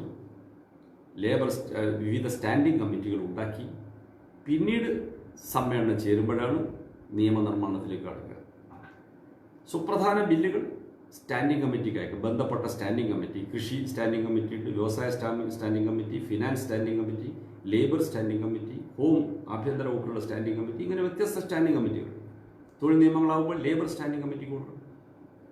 അവിടെ എല്ലാ പാർട്ടികളിലും പെട്ട MP-മാരുണ്ടോ, 10, 32, 35 പേരൊക്കെ ഉണ്ടോ ഒരു കമ്മിറ്റി. അവർ ഇരുന്ന് സൂക്ഷ്മമായി പരിശോധന നടത്തി ആ നിയമം ആരെയൊക്കെയാണോ ബാധിക്കുന്നത് അവരെയൊക്കെ വിളിച്ചു വരുത്തി അവരുടെ അഭിപ്രായങ്ങളൊക്കെ കേട്ട് സർക്കാർ അവതരിപ്പിച്ച ബില്ലിൽ എന്തെല്ലാം മാറ്റങ്ങൾ വേണമെന്ന് നിർദ്ദേശിക്കും. സ്റ്റാൻഡിംഗ് കമ്മിറ്റിയിൽ ഭൂരിപക്ഷം ഭരണകക്ഷിക്കായിരിക്കും. അപ്പോൾ പ്രതിപക്ഷത്തുള്ള ആളുകൾ പറഞ്ഞത് അംഗീകരിക്കുന്നില്ലെങ്കിൽ പ്രതിപക്ഷ മെമ്പർമാർ ഭൂരിപക്ഷം എടുക്കുന്ന തീരുമാനത്തോട് വ്യത്യസ്ത അഭിപ്രായം രേഖപ്പെടുത്തും. ഡിസെന്റ്, നോട്ട് ഓഫ് ഡിസെന്റ്, അത് ഈ റിപ്പോർട്ടിന്റെ ഭാഗമായി ചേർക്കും. വീണ്ടും പാർലമെന്റിൽ വരും. അതുകൂടി വെച്ച് ചർച്ച ചെയ്തിട്ടാണ് പാസ്സാക്കുക. അതിന് പോലും കാത്തു നിന്നില്ല. കോഡ് ഓൺ വേജ് നേരിട്ടങ്ങ് പാസ്സാക്കി. ഞങ്ങൾ ആകാവുന്ന അത്ര എതിർത്തു. ആ നിയമത്തിന് ലോക്സഭയിൽ വോട്ടെടുപ്പ് പോലും നടത്താൻ കഴിഞ്ഞില്ല. കാരണം ലോക്സഭയിൽ എതിർക്കാനുള്ള ആളുകളുടെ എണ്ണം വളരെ പരിമിതമാണ്. ഇടതുപക്ഷത്തിനാകെ 5 മെമ്പർമാരാണുള്ളത്. CPIM 3, CPI 2. പ്രധാന പ്രതിപക്ഷം കോൺഗ്രസ് ആണ്, 45 മെമ്പർമാരുള്ള പാർട്ടി. അവരാ ബില്ലിനെ അനുകൂലിച്ചു. ഇടതുപക്ഷം എതിർത്തു. പക്ഷേ 542 അംഗങ്ങളുള്ള ലോക്സഭയിൽ 5 ആളുടെ ശബ്ദം ആര് ശ്രദ്ധിക്കാൻ? വോട്ടെടുപ്പ് നടത്തണമെന്ന് ആവശ്യപ്പെട്ടിട്ട് പോലും സ്പീക്കർ അനുവദിച്ചില്ല. രാജ്യസഭയിൽ എണ്ണം കുറവായതുകൊണ്ട് രാജ്യസഭയിലെ ഇടതുപക്ഷം 5 CPIM 1 CPI, DMKയും ഈ എതിർപ്പിന്റെ കൂടെ ചേർന്നപ്പോൾ വോട്ടെടുപ്പ് നടത്താതെ പോകാൻ കഴിഞ്ഞില്ല. അതുകൊണ്ട് വോട്ടെടുപ്പ് നടത്തി. ഈ കോഡ് ഓൺ വേജ് എന്ന് പറയുന്ന നിയമത്തിൽ തൊഴിലാളി വിരുദ്ധമായ ഒട്ടേറെ കാര്യങ്ങൾ അടങ്ങുന്നുണ്ട്. ഒന്ന്, മിനിമം വേജ് എന്ന് പറയുന്ന തത്വം തകർക്കുന്ന വിധത്തിലുള്ള നിർദ്ദേശങ്ങൾ വന്നിട്ടുണ്ട്. മിനിമം വേജ് കൂടാതെ ഒരു നാഷണൽ ഫ്ലോർ ലെവൽ വേജ് എന്ന് പറയുന്ന ഒരു പുതിയ വേതന സമ്പ്രദായം ഈ നിയമത്തിൽ പറയുന്നുണ്ട്. അതെന്താ മിനിമം വേജ് അല്ലാത്ത national floor level wage? Minimum wage കണക്കാക്കുമ്പോൾ ഒരു തൊഴിലാളി കുടുംബം, 3 അംഗങ്ങളുള്ള ഒരു കുടുംബം എന്നാണ് ആ നിയമം അനുശാസിക്കുന്നത്. തൊഴിലാളിയുടെ ഭാര്യയോ ഭർത്താവോ, പിന്നെ 2 കുഞ്ഞുങ്ങൾ, അങ്ങനെ 4 അംഗങ്ങൾ അടങ്ങുന്ന ഒരു കുടുംബം എന്നാണ് കണക്കാക്കുന്നത്. എന്നാൽ രക്ഷിതാക്കളുണ്ടെങ്കിലും അവരെ പോറ്റണ്ടേ ഇയാളുടെ വരുമാനം കൊണ്ട്? അത് ഉൾക്കൊള്ളുന്നില്ല. അവർക്ക് പരിമിതമായ ആവശ്യങ്ങളോട് ജീവിക്കാൻ വേണ്ട ഒരു വരുമാനം എന്ന നിലയിൽ മിനിമം വേജ് തയ്യാറാക്കുന്ന ഒരു തത്വമുണ്ട്. ആ തത്വം എടുത്തു പറയുന്നുണ്ട് നിയമത്തിൽ. അങ്ങനെ രൂപീകരിക്കപ്പെടുന്ന ആ മിനിമം വേതനം ബാധകമാകുന്ന ഷെഡ്യൂളിൽ വരുന്ന തൊഴിലാളികൾക്കാണ് ബാധകമാവുക. അതിൻ്റെ പുറത്ത് വരുന്ന കോടാനുകൂടി വരുന്ന പാവപ്പെട്ട തൊഴിലാളികൾക്ക് ദേശീയ തലത്തിൽ കുറഞ്ഞ കൂലി എത്രയാവണം എന്നതിനെ സംബന്ധിച്ചൊരു വ്യവസ്ഥയില്ല. ഇപ്പം എന്താ പറയുന്നത്? നാഷണൽ ഫ്ലോർ ലെവൽ വേജ് 182 രൂപ. 2017 BJP ഗവൺമെൻറ് ഒരു വിദഗ്ധ സമിതിയെ വെച്ചു മിനിമം കൂലി സംബന്ധിച്ച് ശുപാർശ നൽകാൻ. അവർ ശുപാർശ നൽകിയത് ഇന്ത്യയിലെ തൊഴിലാളികളുടെ ഏറ്റവും കുറഞ്ഞ കൂലി ഒരു ദിവസം 376 രൂപയായിരിക്കണമെന്നാണ്. BJP ഗവൺമെൻറ് നിയോഗിച്ച എക്സ്പേർട്ട് കമ്മിറ്റിയുടെ ശുപാർശ പോലും ഗവൺമെൻറ് അംഗീകരിച്ചില്ല. 182 രൂപ എന്നാണ് ഇപ്പോൾ പുതിയ ശുപാർശ. പിന്നെ അതിൽ കൂടുതൽ മിനിമം വേജ് എവിടെയെങ്കിലും ആരെങ്കിലും കൊടുക്കാൻ സന്നദ്ധമാകുമോ? 2, ഒരു സ്ഥാപനത്തിൽ ജോലിയെടുക്കുന്ന തൊഴിലാളികൾക്ക് നിയമാനുസൃതമായ വ്യവസ്ഥകൾ മാനേജ്മെന്റ് പാലിക്കുന്നുണ്ടോ എന്ന് നോക്കാൻ തൊഴിൽ വകുപ്പിന് ഒരു വിഭാഗമുണ്ട്. ലേബർ എൻഫോഴ്സ്മെന്റ് വിഭാഗം എന്നാണ് ലേബർ ഡിപ്പാർട്ട്മെന്റിലെ ഒരു വിഭാഗം. കൺസിലിയേഷൻ നടത്തുന്ന മറ്റൊരു വിഭാഗം, കൂടിയാലോചനകൾ നടത്തുന്നത്. എൻഫോഴ്സ്മെന്റ് വിഭാഗത്തിലാണ് ലേബർ ഇൻസ്പെക്ടർമാർ. അവരാണ് വ്യവസായശാലകൾ പരിശോധിക്കാൻ പോകുക. വാണിജ്യ സ്ഥാപനങ്ങൾ, വ്യവസായ സ്ഥാപനങ്ങൾ, ഓഫീസുകൾ പരിശോധിച്ച് തൊഴിലാളികൾ രജിസ്റ്റർ ഉണ്ടോ, അവർ ESI ചേർത്തിട്ടുണ്ടോ, അവർക്ക് മിനിമം വേതനം കിട്ടുന്നുണ്ടോ എന്നൊക്കെ പരിശോധിക്കുന്ന ലേബർ ഇൻസ്പെക്ടർ. ആ തത്വമേ ഉപേക്ഷിച്ചു BJP government. Labour inspector cum facilitator എന്നാക്കിയ ഉദ്യോഗസ്ഥന്റെ പേര്. ഫെസിലിറ്റേറ്റർ എന്ന് പറഞ്ഞാൽ സൗകര്യപ്പെടുത്തി കൊടുക്കുന്നയാൾ. ആർക്ക് സൗകര്യപ്പെടുത്തി കൊടുക്കുന്നയാൾ?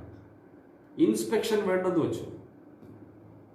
തൊഴിൽ നിയമങ്ങൾ പാലിക്കുന്നുണ്ടെന്ന് തൊഴിലുടമകൾ കമ്പ്യൂട്ടർ വഴി ലേബർ ഡിപ്പാർട്ട്മെന്റിന് ഫയലിംഗ് നടത്തിയാൽ മതി.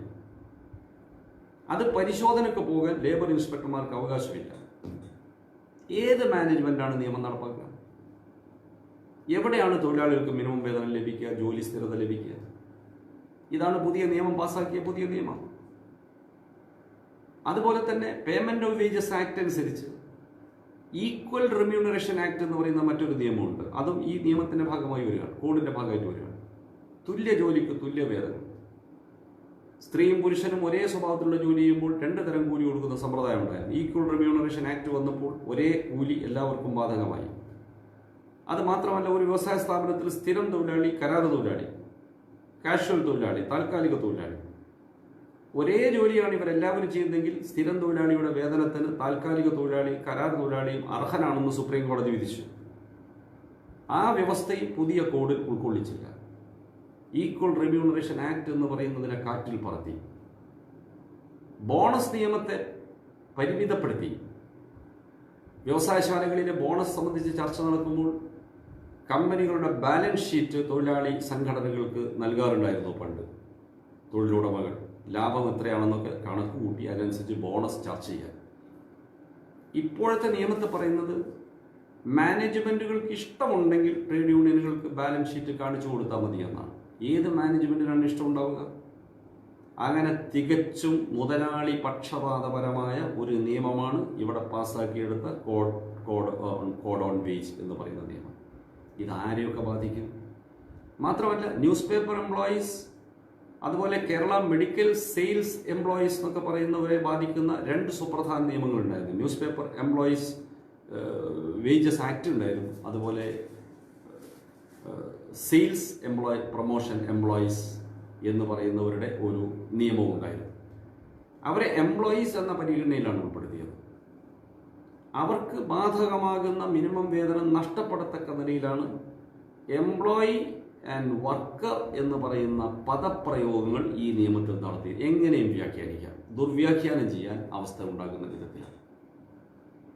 അതുപോലെ ജോലി സമയം 8 മണിക്കൂർ എന്ന തത്വം ILO അംഗീകരിച്ച തത്വമാണ്. 8 മണിക്കൂർ ജോലി, 8 മണിക്കൂർ വിനോദം, 8 മണിക്കൂർ വിശ്രമം എന്ന മുദ്രാവാക്യം ഉയർത്തി 1886 ചിക്കാഗോവിലെ തൊഴിലാളികൾ പ്രകടനം നടത്തിയത്. പോലീസ് ആ പ്രകടനത്തെ ആക്രമിച്ച് വെടിവെച്ച് അതിൽ കുറേ തൊഴിലാളികൾ മരിച്ചു വീണതും രക്തസാക്ഷികളായത്. ആ സംഭവത്തെ അനുസ്മരിക്കുന്നതാണ് മെയ് ദിനം. അതിൻ്റെയൊക്കെ ഭാഗമായിട്ട്, ആ സമരത്തിൻ്റെയൊക്കെ ഫലമായിട്ടാണ് 8 മണിക്കൂർ എന്ന തത്വം ILO അംഗീകരിച്ചത്. സ്വാതന്ത്ര്യാനന്തരം, 2ാം ലോകമഹായുദ്ധാനന്തരം ഐക്യരാഷ്ട്രസഭയുടെ ഭാഗമായി രൂപം കൊണ്ട ഒരു പ്രസ്ഥാനമാണ് ഇന്റർനാഷണൽ ലേബർ ഓർഗനൈസേഷൻ. UNOയുടെ ഭാഗമാണ്. എല്ലാ വർഷവും അവരുടെ സമ്മേളനം ചേരും. International labour conference. എല്ലാ രാജ്യങ്ങളിൽ നിന്നുമുള്ള തൊഴിലാളി പ്രതിനിധികൾ, സർക്കാർ പ്രതിനിധികൾ, തൊഴിലുടമ പ്രതിനിധികൾ ചേരുന്ന സമ്മേളനമാണ്. ആ സമ്മേളനം അംഗീകരിക്കുന്ന കൺവെൻഷനുകൾ, തത്വങ്ങൾ, പ്രമാണങ്ങൾ, അതാണ് പിന്നീട് നിയമങ്ങളായി മാറുന്നത്. 1ാമത്തെ ILO കൺവെൻഷനാണ് 8 മണിക്കൂർ ജോലി എന്ന തത്വം അംഗീകരിച്ചത്. അതിനെ കാറ്റിൽ പറത്തി ഗവൺമെന്റ്. 10 മണിക്കൂർ വരെ നീണ്ടു നിൽക്കുന്ന സമയത്തിനുള്ളിൽ 8 മണിക്കൂർ ജോലി എന്ന് ക്രമപ്പെടുത്താം എന്ന നില വന്നു. അതോടുകൂടി എന്താ സംഭവിക്കുന്നത്? അതോടുകൂടി 8 മണിക്കൂർ ജോലി എന്ന തത്വം കാറ്റിൽ പറന്നു. ILO കൺവെൻഷൻ അംഗീകരിച്ച രാജ്യമാണ് ഇന്ത്യ. ആ രാജ്യം ILO പ്രമാണങ്ങളെ നിർലജ്ജം ലംഘിക്കുന്ന നിയമം പാസ്സാക്കിയെന്ന് പറഞ്ഞാൽ എന്താ ഈ സർക്കാരിൻ്റെ ഒരു അവസ്ഥ? നിങ്ങൾ ആലോചിച്ചു. ഇതാണ് കോഡ് ഓൺ വേജിൻ്റെ അവസ്ഥ. ഇനി 3 കോഡുകൾ വരാനിരിക്കുന്നു. അത് ലേബർ സ്റ്റാൻഡിംഗ് കമ്മിറ്റി ചർച്ച ചെയ്തു. ഞാൻ ആ ലേബർ സ്റ്റാൻഡിംഗ് കമ്മിറ്റിയിൽ മെമ്പറാണ്. Code on occupational safety and health എന്ന് പറയുന്ന തൊഴിലാളികളുടെ ജോലി സ്ഥലത്തെ സുരക്ഷ, മറ്റ് ആനുകൂല്യങ്ങൾ എന്ന് സംബന്ധിച്ച് വ്യവസ്ഥ ചെയ്യുന്ന ഒരു നിയമമാണ്. മറ്റൊന്ന് കോഡ് ഓൺ സോഷ്യൽ സെക്യൂരിറ്റി, സാമൂഹ്യ സുരക്ഷ, ESI, പ്രോവിഡന്റ് ഫണ്ട് തുടങ്ങിയ നിയമങ്ങളെല്ലാം കൂട്ടിച്ചേർത്തുണ്ടാക്കുന്ന ഒരു നിയമമാണ്. ഇൻഡസ്ട്രിയൽ റിലേഷൻസ് കോഡാണ് മറ്റൊന്ന്. അത് ട്രേഡ് യൂണിയൻ രൂപീകരണം, ട്രേഡ് യൂണിയന്റെ പ്രവർത്തനം, തൊഴിൽ തർക്കങ്ങൾ എങ്ങനെ പരിഹരിക്കണം എന്നീ വിഷയങ്ങളെല്ലാം ഉൾക്കൊള്ളുന്ന നിയമമാണ്. ഈ 3 പാർലമെന്റിൽ അവതരിപ്പിച്ച ഈ 3 നിയമത്തിലും നിലവിലുള്ള ഇൻഡസ്ട്രിയൽ ഡിസ്പ്യൂട്ട് ആക്ടിലെ വ്യവസ്ഥകൾ ലംഘിക്കുന്നു. ID ആക്ടിൽ ഇന്നത്തെ വ്യവസ്ഥ 100 അതിൽ കൂടുതലോ തൊഴിലാളികളുള്ള ഒരു വ്യവസായ സ്ഥാപനം അടച്ചുപൂട്ടുകയോ തൊഴിലാളികളെ പിരിച്ചുവിടുകയോ ലേ ഓഫ് ചെയ്യുകയോ ചെയ്യണമെങ്കിൽ ബന്ധപ്പെട്ട സംസ്ഥാന സർക്കാരിൻ്റെ മുൻകൂർ അനുമതി വേണമെന്നാണ്. അതിന് 3 മാസം മുമ്പേ നോട്ടീസ് കൊടുക്കണം. സംസ്ഥാന സർക്കാർ അനുമതി നൽകണം. ഈ പുതിയ നിയമത്തിൽ പറയുന്നത് വ്യവസായത്തിൻ്റെ പരിധി, ത്രഷോൾഡ് 100 തൊഴിലാളികൾ എന്നത് 300 തൊഴിലാളികളാക്കി മാറ്റി. 300 തൊഴിലാളികൾ വരെയുള്ള സ്ഥാപനത്തിന് ഇനി പെർമിഷൻ്റെ ആവശ്യമുണ്ട്. ഇന്ത്യ രാജ്യത്ത് സംഘടിത മേഖലയിലെ ആകെ തൊഴിലാളികളുടെ 94% 300-ൽ താഴെ തൊഴിലാളികളുള്ള സ്ഥാപനത്തിൽ ജോലി ചെയ്യുന്നവരാണ്.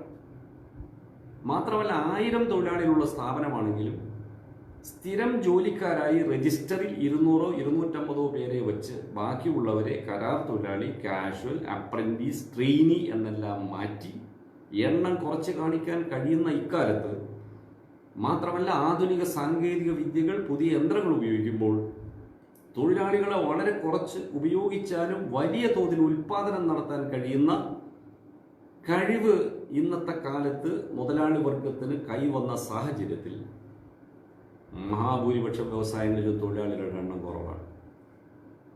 അപ്പോൾ ആ സ്ഥാപനങ്ങൾ അടച്ചുപൂട്ടാൻ ഇനി ഗവൺമെന്റുകളുടെ അനുമതി വേണ്ട, റിട്ടേൺ ചെയ്യാൻ അനുമതി വേണ്ട, ലേ ഓഫ് ചെയ്യാൻ അനുമതി വേണ്ട. തൊഴിലാളികൾക്ക് എന്ത് സുരക്ഷിതത്വമാണ് ലഭിക്കുക?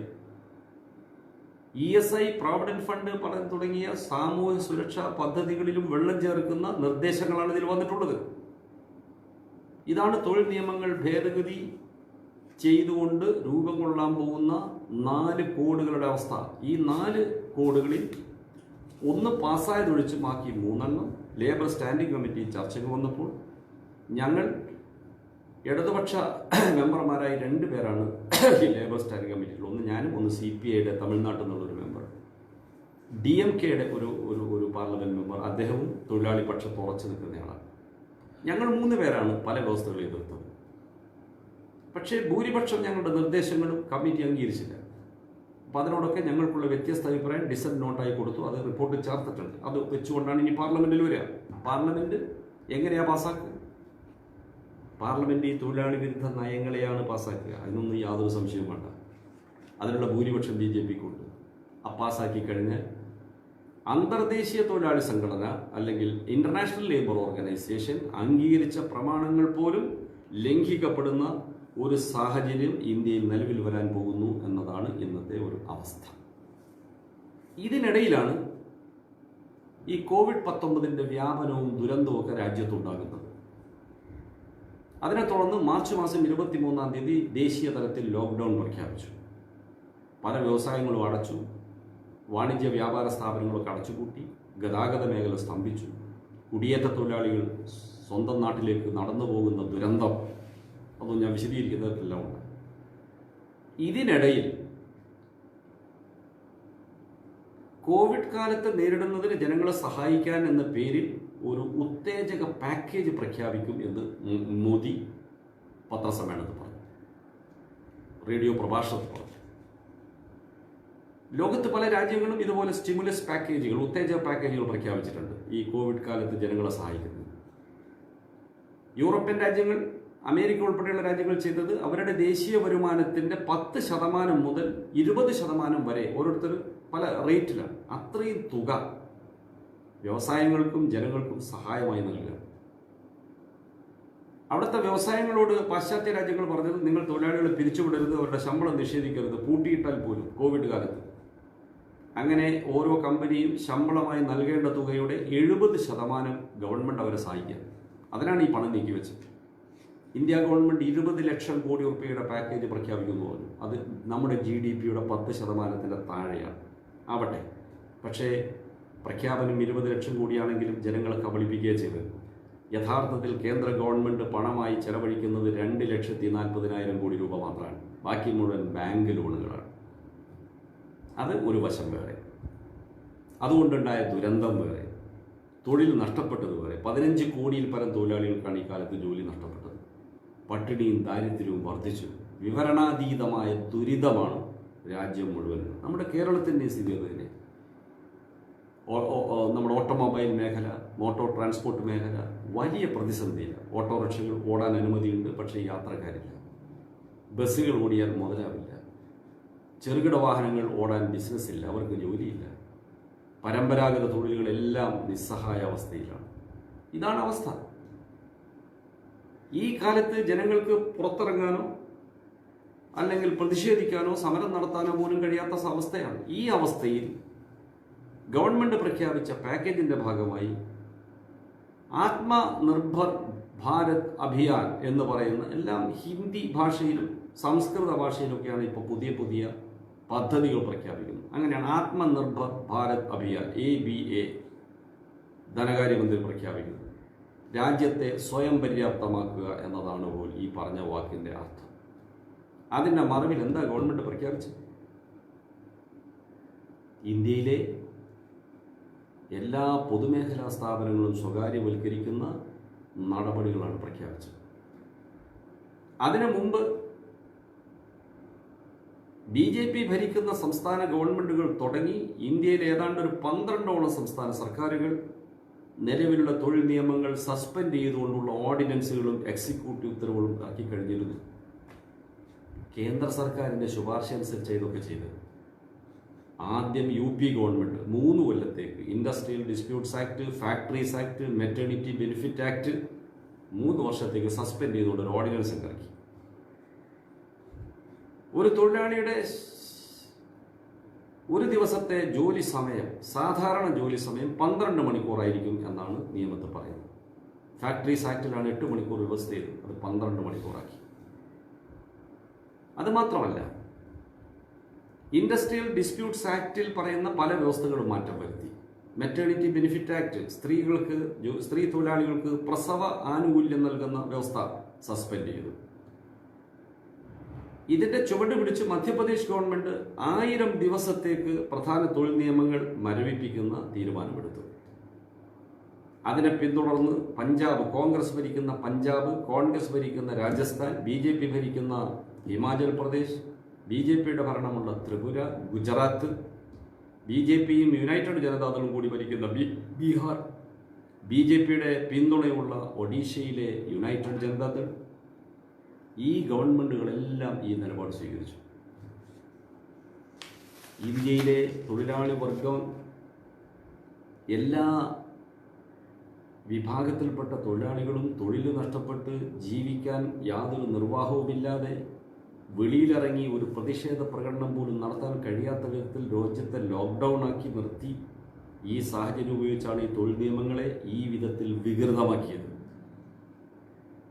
യഥാർത്ഥത്തിൽ ILO കൺവെൻഷനുകൾ നമ്മുടെ പാർലമെന്റ് റാറ്റിഫൈ ചെയ്ത് നിയമങ്ങളാക്കിയ അത്തരം നിയമങ്ങളാണ് ചില സംസ്ഥാന സർക്കാരുകൾ ഇങ്ങനെ ദുർബലമാക്കിയത്. ഒരിക്കലും ചിന്തിക്കാൻ പോലും കഴിയാത്ത നിലയിലാണ് ഈ പ്രവർത്തനം ഉണ്ടായത്. ഇതിനെതിരെ ട്രേഡ് യൂണിയനുകൾ, CIT ഉൾപ്പെടെയുള്ള ട്രേഡ് യൂണിയനുകൾ ILOയ്ക്ക് പരാതി കൊടുത്തു. ILO ഡയറക്ടർ ജനറൽ ഇന്ത്യ ഗവൺമെന്റിന് ഈ നടപടി തെറ്റാണെന്ന് ഒരിക്കൽ പരസ്യമായി തന്നെ പറയേണ്ടി വന്നു. ILO പരിശോധന നടത്തിക്കൊണ്ടിരിക്കുന്നു എന്നാണ് അവർ പറയുന്നത്. ഇതിൻ്റെയൊക്കെ ഭാഗമായി യഥാർത്ഥത്തിൽ സംഭവിക്കുന്നത്, ലോകത്ത് ഒരു രാജ്യവും ഇതുവരെ ചെയ്യാത്ത വിധത്തിലുള്ള തൊഴിലാളി വിരുദ്ധ നടപടികളാണ് ഇന്ത്യ രാജ്യം സ്വീകരിച്ചത്. ഇങ്ങനെയുള്ള നിയമങ്ങൾ വന്നാൽ എന്താ ഇതിൻ്റെ ഉള്ളടക്കം? മുതലാളി വർഗത്തിൻ്റെ സംഘടനകൾ, ചേംബർ ഓഫ് കോമേഴ്സ്, ഫിക്കി, അസോച്ചാം തുടങ്ങിയിട്ടുള്ള ഇന്ത്യയിലെ വ്യവസായികളുടെ വലിയ സംഘടനകൾ പറയുന്നത്, തൊഴിൽ നിയമം ഒന്ന് അയവേറിയതായാൽ ഇവിടെ കൂടുതൽ നിക്ഷേപം വരും. ഈ പുതിയ സാഹചര്യത്തിൽ ബഹുരാഷ്ട്ര കമ്പനികൾ ചൈനയിൽ നിന്ന് മറ്റ് ലക്ഷ്യസ്ഥാനങ്ങൾ കണ്ടെത്താൻ ശ്രമിക്കുന്നുണ്ട്. പല കമ്പനികളും ചൈന വിടാൻ പോകുന്നത്. അത്തരം കമ്പനികളെ ഇന്ത്യയിലേക്ക് ആകർഷിക്കുന്നതിന് വേണ്ടിയാണ് ഈ നടപടി സ്വീകരിക്കുന്നത്. ഇത് നമ്മുടെ രാജ്യത്ത് പുതിയ വ്യവസായ നിക്ഷേപം, തൊഴിലവസരം ഇതെല്ലാം ഉണ്ടാക്കും എന്നാണ് അവരുടെ വാദം. എന്നാൽ വ്യവസായ നിക്ഷേപം നടത്തുന്നത് തൊഴിലാളികളുടെ അവസ്ഥയും തൊഴിൽ നിയമങ്ങളും മാത്രം നോക്കിക്കൊണ്ടല്ല. വിദഗ്ധ സമിതികളുടെ നിരവധി പഠന റിപ്പോർട്ടുകളുണ്ട്. വേൾഡ് ബാങ്കിൻ്റെ ഒരു പഠന റിപ്പോർട്ടിൽ തന്നെ പറയുന്നത്, വ്യവസായ നിക്ഷേപത്തിന് അവർ മാനദണ്ഡമാക്കിയെടുക്കുന്ന സാഹചര്യങ്ങളിൽ 10ാമത്തെ സ്ഥാനമാണ് തൊഴിൽ നിയമങ്ങൾക്കുള്ളത്. ഒന്ന്, ഒരു നിക്ഷേപം ഒരു വ്യവസായി അല്ലെങ്കിൽ ഒരു മൂലധന ഉടമ മൂലധനം മുടക്കണമെങ്കിൽ ആ രാജ്യത്തെ കമ്പോളത്തിൻ്റെ അവസ്ഥ എന്താണെന്ന് ആദ്യം നോക്കും. എന്താ കമ്പോളം എന്ന് പറഞ്ഞാൽ? മാർക്കറ്റ് കെട്ടിടങ്ങളല്ല. ജനങ്ങൾക്ക് ചരക്കുകൾ വാങ്ങാനുള്ള കഴിവ്, അത് ജനങ്ങളുടെ വരുമാനമാണ്. ആ വരുമാനം പടിപടിയായി വരുമ്പോഴാണ് കമ്പോളം അഭിവൃദ്ധിപ്പെടുക. ഇപ്പോൾ കേരളത്തിൻ്റെ ഉദാഹരണം നിങ്ങൾ എടുത്തു. കേരളത്തിൽ നിന്ന് ലക്ഷക്കണക്കായ ആളുകൾ വിദേശ രാജ്യങ്ങളിൽ, പ്രത്യേകിച്ച് ഗൾഫ് രാജ്യങ്ങളിൽ ജോലിക്ക് പോകാൻ തുടങ്ങിയപ്പോൾ അവർ അവിടെ കിട്ടുന്ന സമ്പാദ്യത്തിൻ്റെ ഒരു ഭാഗം നാട്ടിലേക്ക് അയക്കാൻ തുടങ്ങിയപ്പോൾ വലിയ തോതിൽ നമ്മുടെ മാർക്കറ്റുകൾ സജീവമായി. ജനങ്ങൾക്ക് ധാരാളം സാധനങ്ങൾ അങ്ങാടികളിൽ പോയി വാങ്ങാനുള്ള കഴിവുണ്ടായി. വാഹനങ്ങൾ വാങ്ങാൻ, തുണി വാങ്ങാൻ, ആഡംബര വസ്തുക്കൾ വാങ്ങാൻ, വീട് നിർമ്മിക്കാൻ അതുവഴി നമ്മുടെ കേരളത്തിൽ വലിയ അഭിവൃദ്ധി ഉണ്ടായി. അപ്പം ജനങ്ങളുടെ കയ്യിൽ വരുന്ന വരുമാനമാണ് ഒരു രാജ്യത്തിൻ്റെ അഭിവൃദ്ധിയുടെ അടിസ്ഥാനം. തൊഴിലാളികൾ അവരുടെ കൂലിയായി കിട്ടുന്ന വരുമാനമാണ് കമ്പോളത്തിൽ കൊണ്ടുപോയി ചെലവഴിക്കുന്നത്. അവരുടെ ജോലിയും അതിലൂടെ ലഭിക്കുന്ന കൂലി അടിക്കടി വർദ്ധിച്ചു വരുമ്പോൾ കമ്പോളം വികസിക്കും. ഇങ്ങനെയാണ് കമ്പോളത്തിൻ്റെ അവസ്ഥ. അപ്പം ആദ്യം കമ്പോളത്തിൻ്റെ അവസ്ഥ എന്താണെന്ന് നോക്കൂ. ഈ ബഹുരാഷ്ട്ര കമ്പനികൾ ചൈനയിൽ മുതൽ മുടക്കുന്ന കാലത്ത് ഇന്ത്യയിലെ തൊഴിലാളികളുടെ കൂലിയേക്കാൾ ഉയർന്ന കൂലിയായിരുന്നു ചൈനയിൽ. കൂലി കുറവുള്ളിടത്തേക്കാണ് മൂലധനം വരികയെങ്കിൽ അന്നേ ഇന്ത്യയിൽ വരട്ടെ. രണ്ടാമത്തെ ഘടകം, വ്യവസായ നിക്ഷേപം നടത്താൻ ഉദ്ദേശിച്ചു വരുന്നവർക്ക് എളുപ്പം അനുമതികൾ കിട്ടാനുള്ള നിയമ സംവിധാനങ്ങളുണ്ടോ? ഉദ്യോഗസ്ഥന്മാരും നിയമങ്ങളും എങ്ങനെയാണ് നിൽക്കുന്നത്? 3, ആ രാജ്യത്തെ പശ്ചാത്തല സൗകര്യം എത്ര വികസിച്ചിരിക്കുന്നു? റോഡുകൾ, വിമാനത്താവളങ്ങൾ, തുറമുഖം, ഇതുപോലുള്ള കാര്യങ്ങളുടെ വികസനം എത്രമാത്രമുണ്ട്? 4, വൈദ്യുതി, ഇന്ധനം ആവശ്യത്തിന് ലഭ്യമാണോ? നല്ല ക്വാളിറ്റി പവർ ലഭ്യമാണോ എന്ന കാര്യമാണ് അടുത്തത്. അതുപോലെ ആ രാജ്യത്തിലെ നിയമസമാധാന സ്ഥിതി എന്താണ്? എപ്പോഴും ലഹളകളും കലാപങ്ങളും ഉണ്ടാകുന്നിടത്ത് ആരെങ്കിലും മുതൽ മുടക്കും? രാഷ്ട്രീയ സ്ഥിരതയുള്ള രാജ്യമാണ് എങ്കിലേ നയത്തിന് സ്ഥിരത ഉണ്ടാവുള്ളൂ. ഇടക്കിടക്ക് ഇങ്ങനെ ഭരണം മാറി വരുന്നിടത്ത് ഇന്നത്തെ ഗവൺമെന്റ് പ്രഖ്യാപിക്കുന്ന നയം അടുത്ത ഗവൺമെന്റ് തുടരുമെന്ന് എന്താ ഉറപ്പ്? അപ്പം രാഷ്ട്രീയ സ്ഥിരതയുണ്ടോ? ഇതെല്ലാം കഴിഞ്ഞ് 10ാമത്തേതാണ് തൊഴിലാളി പ്രശ്നം അവർ കാണുന്നത്. തൊഴിലാളി പ്രശ്നങ്ങളെക്കുറിച്ച് വ്യവസായികൾ കാണുന്നത് എന്താ? തൊഴിലാളികൾക്ക് ട്രേഡ് യൂണിയനുകളും കൂട്ടായി വിലപേശാനും അവകാശമുള്ള രാജ്യങ്ങളിൽ സംതൃപ്തരായ തൊഴിലാളികൾ ലഭിക്കും. ഇല്ലെങ്കിൽ ഒരു തൊഴിൽ നിയമങ്ങളും നിലവിലില്ലാത്ത രാജ്യമാണെങ്കിൽ കുട്ടികളെ വെച്ച് പോലും ജോലി ചെയ്യിക്കും. ബാലാധ്വാനം, ഒട്ടേറെ ദുഷ്പ്രവണതകൾ തൊഴിൽ മേഖലയിൽ വരും. ഇതൊന്നും ആധുനിക വ്യവസായങ്ങൾ ഇഷ്ടപ്പെടുന്നില്ല. അതുകൊണ്ട് പുതിയ വ്യവസായ നിക്ഷേപങ്ങൾ വരാൻ ഇടയാക്കും ഈ തൊഴിൽ നിയമങ്ങളെ ദുർബലപ്പെടുത്തിയ നടപടി എന്ന് വാദിക്കുന്നത് അർത്ഥമില്ലാത്തതാണ്, ബാലിശമാണ്. ഇവിടെ സംഭവിക്കുന്നത് നമ്മുടെ പാവപ്പെട്ട തൊഴിലാളികളെ മൃഗതുല്യരായി ജോലി ചെയ്ത് അവരുടെ സമ്പത്ത് ഊറ്റിയെടുക്കുക, അവരുടെ അധ്വാനത്തിൻ്റെ ഭാഗമായി സൃഷ്ടിക്കപ്പെടുന്ന സമ്പത്ത് മുതലാളി വർഗത്തിന് ഊറ്റിയെടുക്കാൻ അവസരമുണ്ടാക്കുക എന്നത് മാത്രമാണ് ഈ നടപടികളുടെ പിന്നിലുള്ളത്. ട്രേഡ് യൂണിയനുകൾ ദുർബലമായാൽ കൂട്ടായി വിലപേശാനുള്ള അവൻ്റെ അവകാശമാണ് നഷ്ടപ്പെടുക. ഒരു ട്രേഡ് യൂണിയൻ രൂപീകരിക്കണമെങ്കിൽ നിലവിലുള്ള വ്യവസ്ഥയിൽ നിന്ന് കർക്കശമാക്കുന്ന വ്യവസ്ഥകളാണ് പുതിയ നിയമത്തിൽ വരാൻ പോകുന്നത്. മാത്രമല്ല, ട്രേഡ് യൂണിയനുകളുടെ ഭാരവാഹികളെ തീരുമാനിക്കുന്നത് പോലും ഇന്ന് നമുക്ക് ഇഷ്ടമുള്ളവരെ ഭാരവാഹികളായി തീരുമാനിക്കുന്നതിന് പകരം വ്യവസ്ഥകൾ വെച്ചിരിക്കുക, തടസ്സങ്ങൾ സൃഷ്ടിച്ചിരിക്കുക പുതിയ നിയമത്തിലെ വ്യവസ്ഥ. ഇത് ട്രേഡ് യൂണിയനുകളെ ദുർബലമാക്കും. ട്രേഡ് യൂണിയനുകൾ നടത്തുന്നത് എന്താ? അവർ തൊഴിലാളികൾക്ക് വേണ്ടി കൂട്ടായി വിലപേശലാണ്, കളക്റ്റീവ് ബാർഗെയിനിങ്. അതിലൂടെയാണ് തൊഴിലാളികളുടെ വേതനം, ആനുകൂല്യങ്ങൾ ഉയർന്നു വരുന്നത്. ട്രേഡ് യൂണിയൻ പ്രസ്ഥാനം ദുർബലമായാൽ കൂട്ടായ വിലപേശൽ ദുർബലമാകും. അതുവഴി എന്താ സംഭവിക്കുന്നത്? സൃഷ്ടിക്കപ്പെടുന്ന സമ്പത്ത് വലിയ തോതിൽ മൂലധന ശക്തികളുടെ ഭാഗത്ത് കേന്ദ്രീകരിക്കപ്പെടും. തൊഴിലെടുക്കുന്നവരുടെ കയ്യിലേക്ക് വരുന്നതിൻ്റെ അളവ് കുറയും. ഇന്ത്യയുടെ അവസ്ഥ എടുത്താൽ ഇന്ത്യയിൽ സൃഷ്ടിക്കപ്പെടുന്ന ചരക്കുകളുടെ മൂല്യത്തിൽ തൊഴിലാളികൾക്ക് വേതനമായി നൽകുന്ന പങ്ക് പതുക്കെ കുറഞ്ഞു വരികയാണ്. ഇതിൻ്റെ ഭാഗമായി സംഭവിക്കുന്നത് സമ്പത്ത് വലിയ തോതിൽ ഒരു ഭാഗത്ത് കുന്നുകൂടും. 2ാം ലോകമഹായുദ്ധാനന്തരം സോഷ്യലിസത്തിന് തിരിച്ചടി ഉണ്ടായതിനു ശേഷം ലോകത്താകെ കാണുന്ന ഒരു പ്രവണതയാണ് സമ്പത്ത് വലിയ തോതിൽ ചുരുങ്ങിയ വ്യക്തികളുടെ കയ്യിൽ കുന്നുകൂടുകയാണ്. സമ്പത്തിൻ്റെ കേന്ദ്രീകരണത്തിൻ്റെ ഒരു സ്വഭാവം ലോക ജനതയുടെ പകുതി വരുന്ന ദരിദ്ര ജനതയുടെ ആകെ സമ്പത്തിന് സമമായ സമ്പത്ത് കൈവശം വെക്കുന്ന സമ്പന്ന വ്യക്തികൾ 2016 61, 2017 അത് 43, 2018 26. ലോക ജനതയുടെ പകുതി വരുന്ന ജനങ്ങൾക്ക് ആകെയുള്ള സമ്പത്തിൻ്റെ സമമായ സമ്പത്ത് കൈവശം വെക്കുന്ന 26 വ്യക്തികൾ, അതിസമ്പന്നർ, സൂപ്പർ റിച്ച്. ഈ പുതിയ കാലഘട്ടത്തിൻ്റെ സൃഷ്ടിയാണിത്. 2019 അതിസമ്പന്നർ കൂടുതൽ സമ്പത്ത് ആർജിച്ചു എന്നാണ് ഓക്സ്ഫാം എന്ന് പറയുന്ന ഇന്റർനാഷണൽ ഏജൻസി പുറത്തുവിട്ട റിപ്പോർട്ടിൽ പറയുന്നത്. ഏകദേശം 1.2 ട്രില്യൺ ഡോളറാണ് അവരധികം സമ്പാദിച്ചത് 2019. 1 ട്രില്യൺ എന്ന് പറഞ്ഞാൽ 1,00,000 കോടി. 1.2 ട്രില്യൺ ഡോളർ എന്ന് പറഞ്ഞാൽ എത്ര കോടി രൂപയാകും എന്ന് നമുക്ക് ആലോചിച്ച് നോക്കാവുന്നതാണ്. ലോകത്തിലെ ഏറ്റവും വലിയ സമ്പന്നനായി ഇപ്പോൾ കണക്കാക്കപ്പെടുന്നയാൾ ആമസോൺ എന്ന കമ്പനിയുടെ ഉടമയായ ജെഫ് ബെസോസ് എന്ന് പറയുന്നയാളാണ്. ഇയാൾ 2018 8 ലക്ഷം കോടി രൂപയാണ് അധികം നേടിയത്. 2018 അതിസമ്പന്നരായ വ്യക്തികൾ ലോകത്ത് പ്രതിദിനം 18,000 കോടി രൂപ വീതമാണ് അവരുടെ സമ്പത്ത് വർദ്ധിപ്പിച്ചുകൊണ്ടിരുന്നത്. ഈ കോവിഡ് കാലത്ത് ഇന്ത്യയിലെ ഏറ്റവും വലിയ കുത്തക മുതലാളിയായ മുകേഷ് അംബാനി അയാളുടെ സമ്പത്തിൽ വലിയ വർധനവുണ്ടാക്കി. ലോകത്താകെ കാണുന്ന ഒരു പ്രവണതയാണിത്. ഇതാണ് ലോകത്ത് കണ്ടുവരുന്ന ഒരവസ്ഥ. ഞാൻ കൂടുതൽ അതിൻ്റെ ഭാഗം വിശദീകരിക്കുന്നില്ല.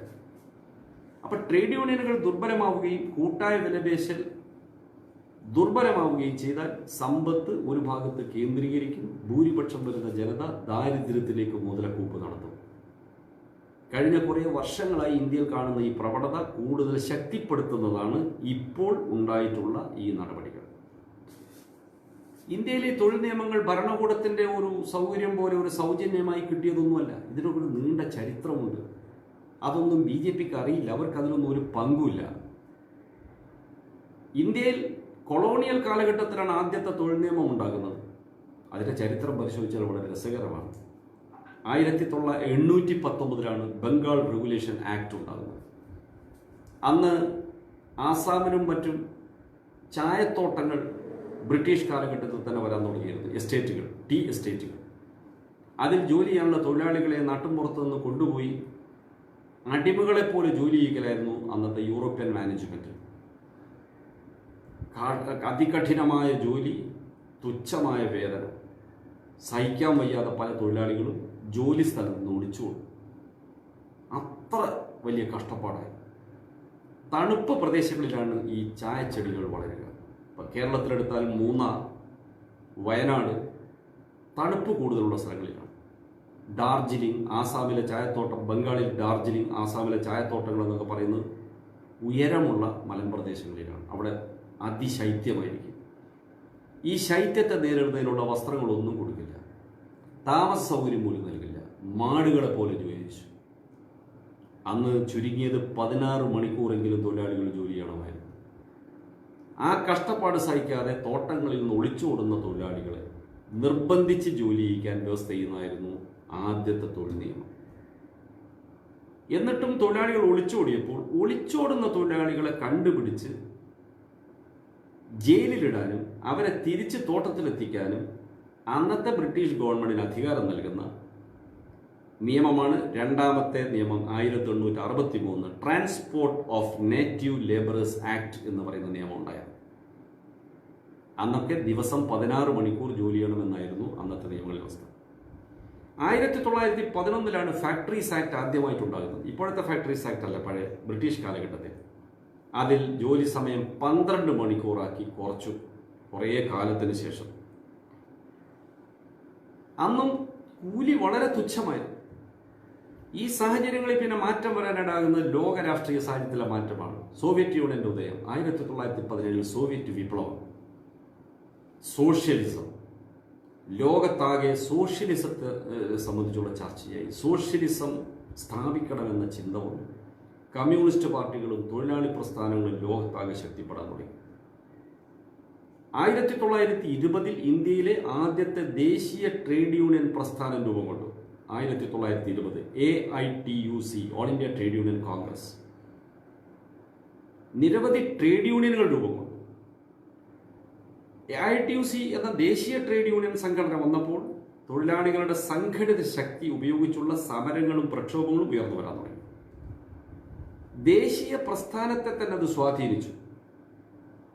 ഇന്ത്യയിലെ കമ്മ്യൂണിസ്റ്റ് പാർട്ടികളുടെ പ്രവർത്തനവും വന്നു.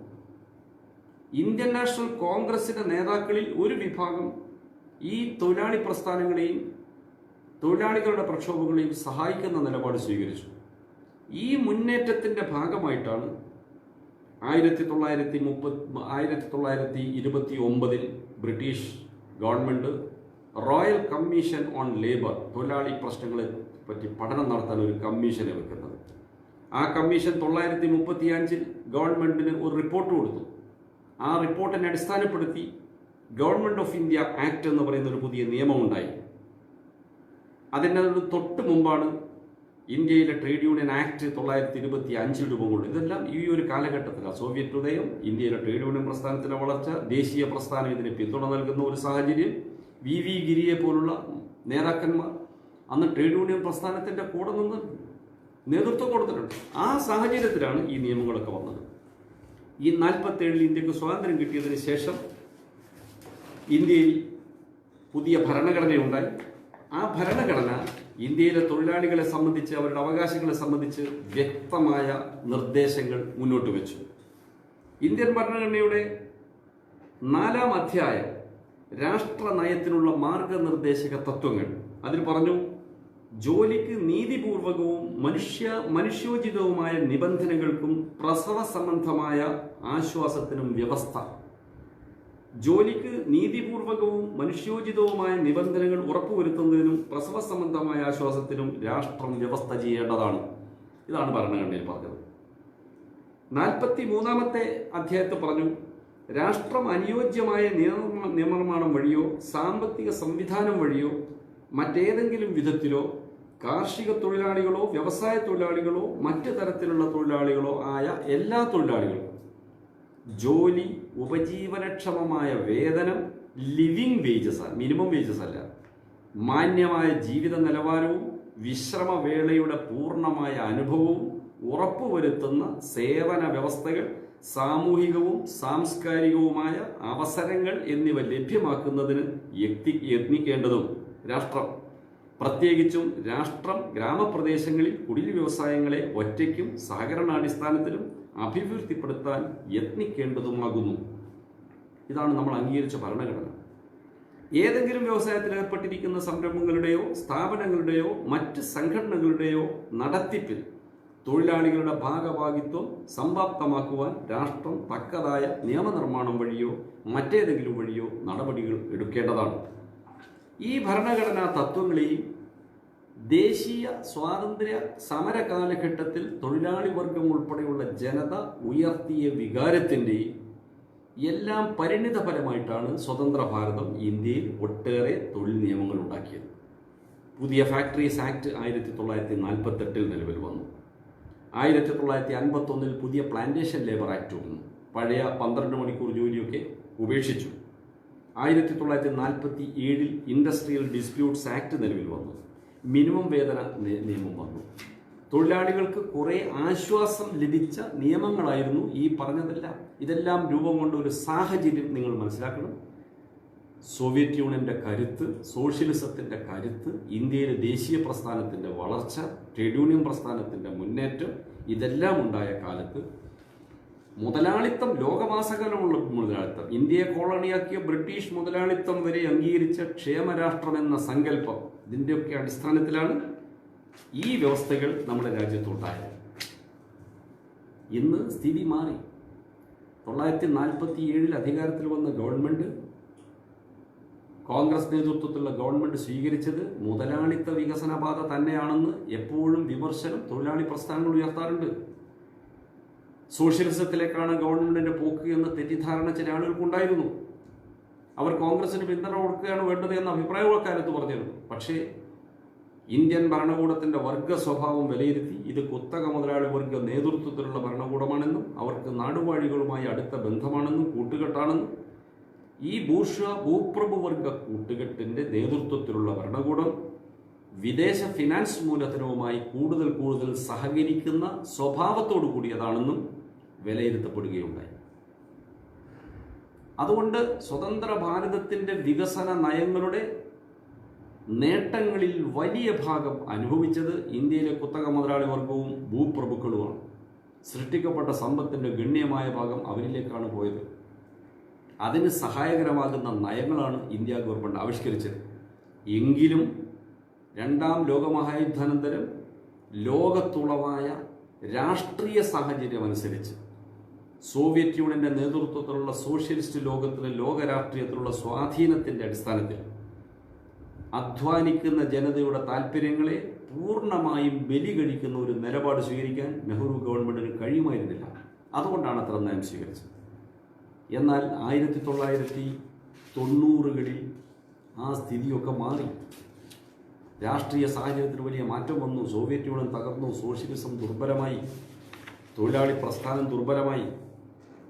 അതുകൊണ്ട് എന്തും അടിച്ചേൽപ്പിക്കാൻ കഴിയുമെന്ന ഒരു സാഹചര്യം ഇന്ത്യയിൽ വന്നു എന്നതാണ് ഇപ്പോൾ ഇത്തരം നടപടികളിലേക്ക് പോകാൻ ഭരണകൂടത്തിന് ധൈര്യം നൽകുന്നത്.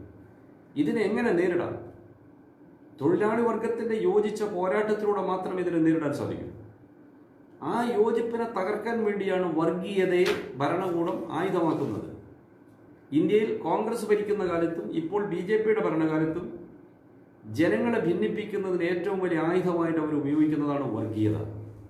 ഇപ്പോൾ നിങ്ങൾ നോക്കൂ, അയോധ്യയിൽ രാമക്ഷേത്രത്തിന്റെ ശിലാസ്ഥാപന ചടങ്ങ്, അതുപോലെ കാശ്മീരിന്റെ പ്രത്യേക പദവി എടുത്തുകളയൽ, ഗോഹത്യക്കെതിരായി നാട്ടിലെമ്പാടും നടക്കുന്ന അതിക്രമങ്ങൾ, പൗരത്വ നിയമ ഭേദഗതി, ഇതുപോലുള്ള ഒട്ടേറെ പ്രശ്നങ്ങളിലൂടെ ജനങ്ങളെ മതാടിസ്ഥാനത്തിൽ ഭിന്നിപ്പിക്കുകയാണ്. ജനങ്ങളുടെ മുമ്പിലുള്ള അജണ്ട അവരുടെ ജീവിത പ്രശ്നങ്ങളെ ആസ്പദമാക്കി ആലോചിക്കുന്നതിന് പകരം വൈകാരികമായ പ്രശ്നങ്ങളിലേക്ക് അവരെ ശ്രദ്ധയെ കൊണ്ടുപോവുകയാണ്. അതുവഴി ജനങ്ങളുടെ ഐക്യം തകർക്കുകയാണ്. ഇതിൻ്റെ അടിസ്ഥാനത്തിൽ ജനങ്ങൾ ഭിന്നിച്ചു നിൽക്കുന്ന ഈ സാഹചര്യം ഉപയോഗിച്ച് സമ്പത്ത് സമ്പന്നവർഗത്തിന് വാരിക്കൂട്ടാൻ അവസരങ്ങൾ ഉണ്ടാക്കി കൊടുക്കുകയാണ്. ഇത് തൊഴിലാളികളെ ബോധ്യപ്പെടുത്തുക എന്നതാണ് ട്രേഡ് യൂണിയൻ പ്രസ്ഥാനത്തിൻ്റെ ചുമതല. അതുകൊണ്ട് അസംഘടിതവും പരമ്പരാഗതവുമായി ചിന്നിച്ചെതറി കിടക്കുന്ന എല്ലാ തൊഴിലാളികളെയും അവരിന്ന് നേരിടുന്ന ഈ പ്രശ്നങ്ങളുടെ യഥാർത്ഥ കാരണങ്ങൾ എന്താണെന്ന് ബോധ്യപ്പെടുത്താൻ സാധിക്കണം. ഓരോ സർക്കാർ നടപടികളുടെയും പിന്നിലുള്ള നയം എന്താണ്, അതിൻ്റെ രാഷ്ട്രീയം എന്താണെന്ന് തൊഴിലാളികളെ ബോധ്യപ്പെടുത്താൻ സാധിക്കണം. അങ്ങനെ തൊഴിലാളികളെ സംഘടിപ്പിക്കാൻ സാധിക്കണം. ഒരു സംഘടിത പ്രസ്ഥാനമാക്കി തൊഴിലാളി വർഗത്തെ മാറ്റിയെടുത്താൽ നമുക്ക് ഇതിനെയൊക്കെ നേരിടാൻ കഴിയും. ഇപ്പോഴത്തെ സ്വകാര്യവൽക്കരണ നയങ്ങൾ, കൽക്കരി മേഖല, വൈദ്യുതി മേഖല, എണ്ണ, പ്രകൃതിവാതക മേഖല, ആണവോർജം, ബഹിരാകാശ ഗവേഷണം, ഇന്ത്യൻ റെയിൽവേ എല്ലാം സ്വകാര്യവൽക്കരിക്കാൻ തീരുമാനിച്ചല്ലോ. കൽക്കരി തൊഴിലാളികൾ 5 ലക്ഷം തൊഴിലാളികളാണ് 3 ദിവസം പണിമുടക്ക് നടത്തിയത്. ഈ സ്വകാര്യവൽക്കരണത്തിനെതിരെ ഒരു ഭിന്നിപ്പിക്കലും അവിടെ നടന്നില്ല. RSS നേതൃത്വം നൽകുന്ന BMSന്റെ നേതൃത്വത്തിലുള്ള ട്രേഡ് യൂണിയനും പണിമുടക്കിൽ പങ്കെടുത്തു. ഈ ആഗസ്റ്റ് 18 ഇന്ന് വീണ്ടും അവർ പണിമുടക്കാൻ തീരുമാനിച്ചതായിരുന്നു. സ്വകാര്യവൽക്കരണ നടപടികൾ ഒരല്പം നീട്ടിവെക്കാൻ ഗവൺമെന്റ് തീരുമാനിച്ചതുകൊണ്ടാണ് ഇന്നത്തെ പണിമുടക്ക് ഒഴിവായത്. സമരത്തിന്റെ ശക്തി കൊണ്ടാണ്. ആയുധങ്ങൾ നിർമ്മിക്കുന്ന പ്രതിരോധ വകുപ്പിന് കീഴിലുള്ള ഓർഡിനൻസ് ഫാക്ടറികൾ 42 എണ്ണം സ്വകാര്യവൽക്കരിക്കാൻ തീരുമാനിച്ചത്. അവിടെ BMS യൂണിയൻ ഉൾപ്പെടെ എല്ലാ യൂണിയനുകളും ചേർന്ന് തൊഴിലാളികൾക്കിടയിൽ പണിമുടക്ക് ബാലറ്റ് എടുത്തു. 94% തൊഴിലാളികൾ പണിമുടക്കിന് അനുകൂലമായി വോട്ട് ചെയ്തു. സെപ്റ്റംബർ മാസത്തിൽ അവർ അനിശ്ചിതകാല പണിമുടക്ക് ആരംഭിക്കണമെന്നാണ് ഇപ്പോൾ ആലോചിക്കുന്നത്. ഇന്ത്യൻ റെയിൽവേയിലെ തൊഴിലാളികൾ അതുപോലെ പണിമുടക്കിന് സന്നദ്ധമായി വന്നാൽ റെയിൽവേ സ്വകാര്യവൽക്കരണം അന്ന് അവസാനിക്കും. ആ സംഘടിത ശക്തി വളർത്തിക്കൊണ്ടുവരിക എന്നുള്ളതാണ് ഇപ്പോൾ നമ്മുടെ മുമ്പിലുള്ള ദൗത്യം. CIT ഉൾപ്പെടെയുള്ള കേന്ദ്ര സംഘടനകൾ അതിനാണ് ശ്രമിക്കുന്നത്. വ്യാപകമായി തൊഴിലാളികൾക്കിടയിൽ ഈ പ്രചാരവേലകൾ നടത്താനും തൊഴിലാളികളെ കാണാനും അവരെ ബോധ്യപ്പെടുത്താനും അവരെ രംഗത്തിറക്കാനും ഈ പ്രതിസന്ധി ഘട്ടത്തിലും അശ്രാന്ത പരിശ്രമം CITU നടത്തിക്കൊണ്ടിരിക്കുകയാണ്. അതിനെ ശക്തിപ്പെടുത്താൻ ചെറുതും വലുതുമായ എല്ലാ ട്രേഡ് യൂണിയനുകളും അവരുടെ എല്ലാ കഴിവുകളും ഉപയോഗിച്ച് ഈ വസ്തുതകൾ സാധാരണ തൊഴിലാളികളിലേക്ക് എത്തിക്കാൻ, അവരെ പഠിപ്പിക്കാൻ നല്ല പരിശ്രമം നടത്തണം. നമ്മുടെ നാട്ടിലെ എല്ലാ പ്രചരണ ഉപാധികളും മുതലാളി വർഗ നേതൃത്വത്തിലുള്ളതാണെന്ന് മനസ്സിലാക്കണം. വർഗവിഭജിതമായ ഈ സമൂഹത്തിൽ അധ്വാനിക്കുന്ന വർഗം എന്ന ചൂഷിത വർഗവും ചൂഷക വർഗവും തമ്മിലുള്ള നിരന്തരമായ സമരമാണ് നടക്കുന്നത്. അതാണ് വർഗസമരം.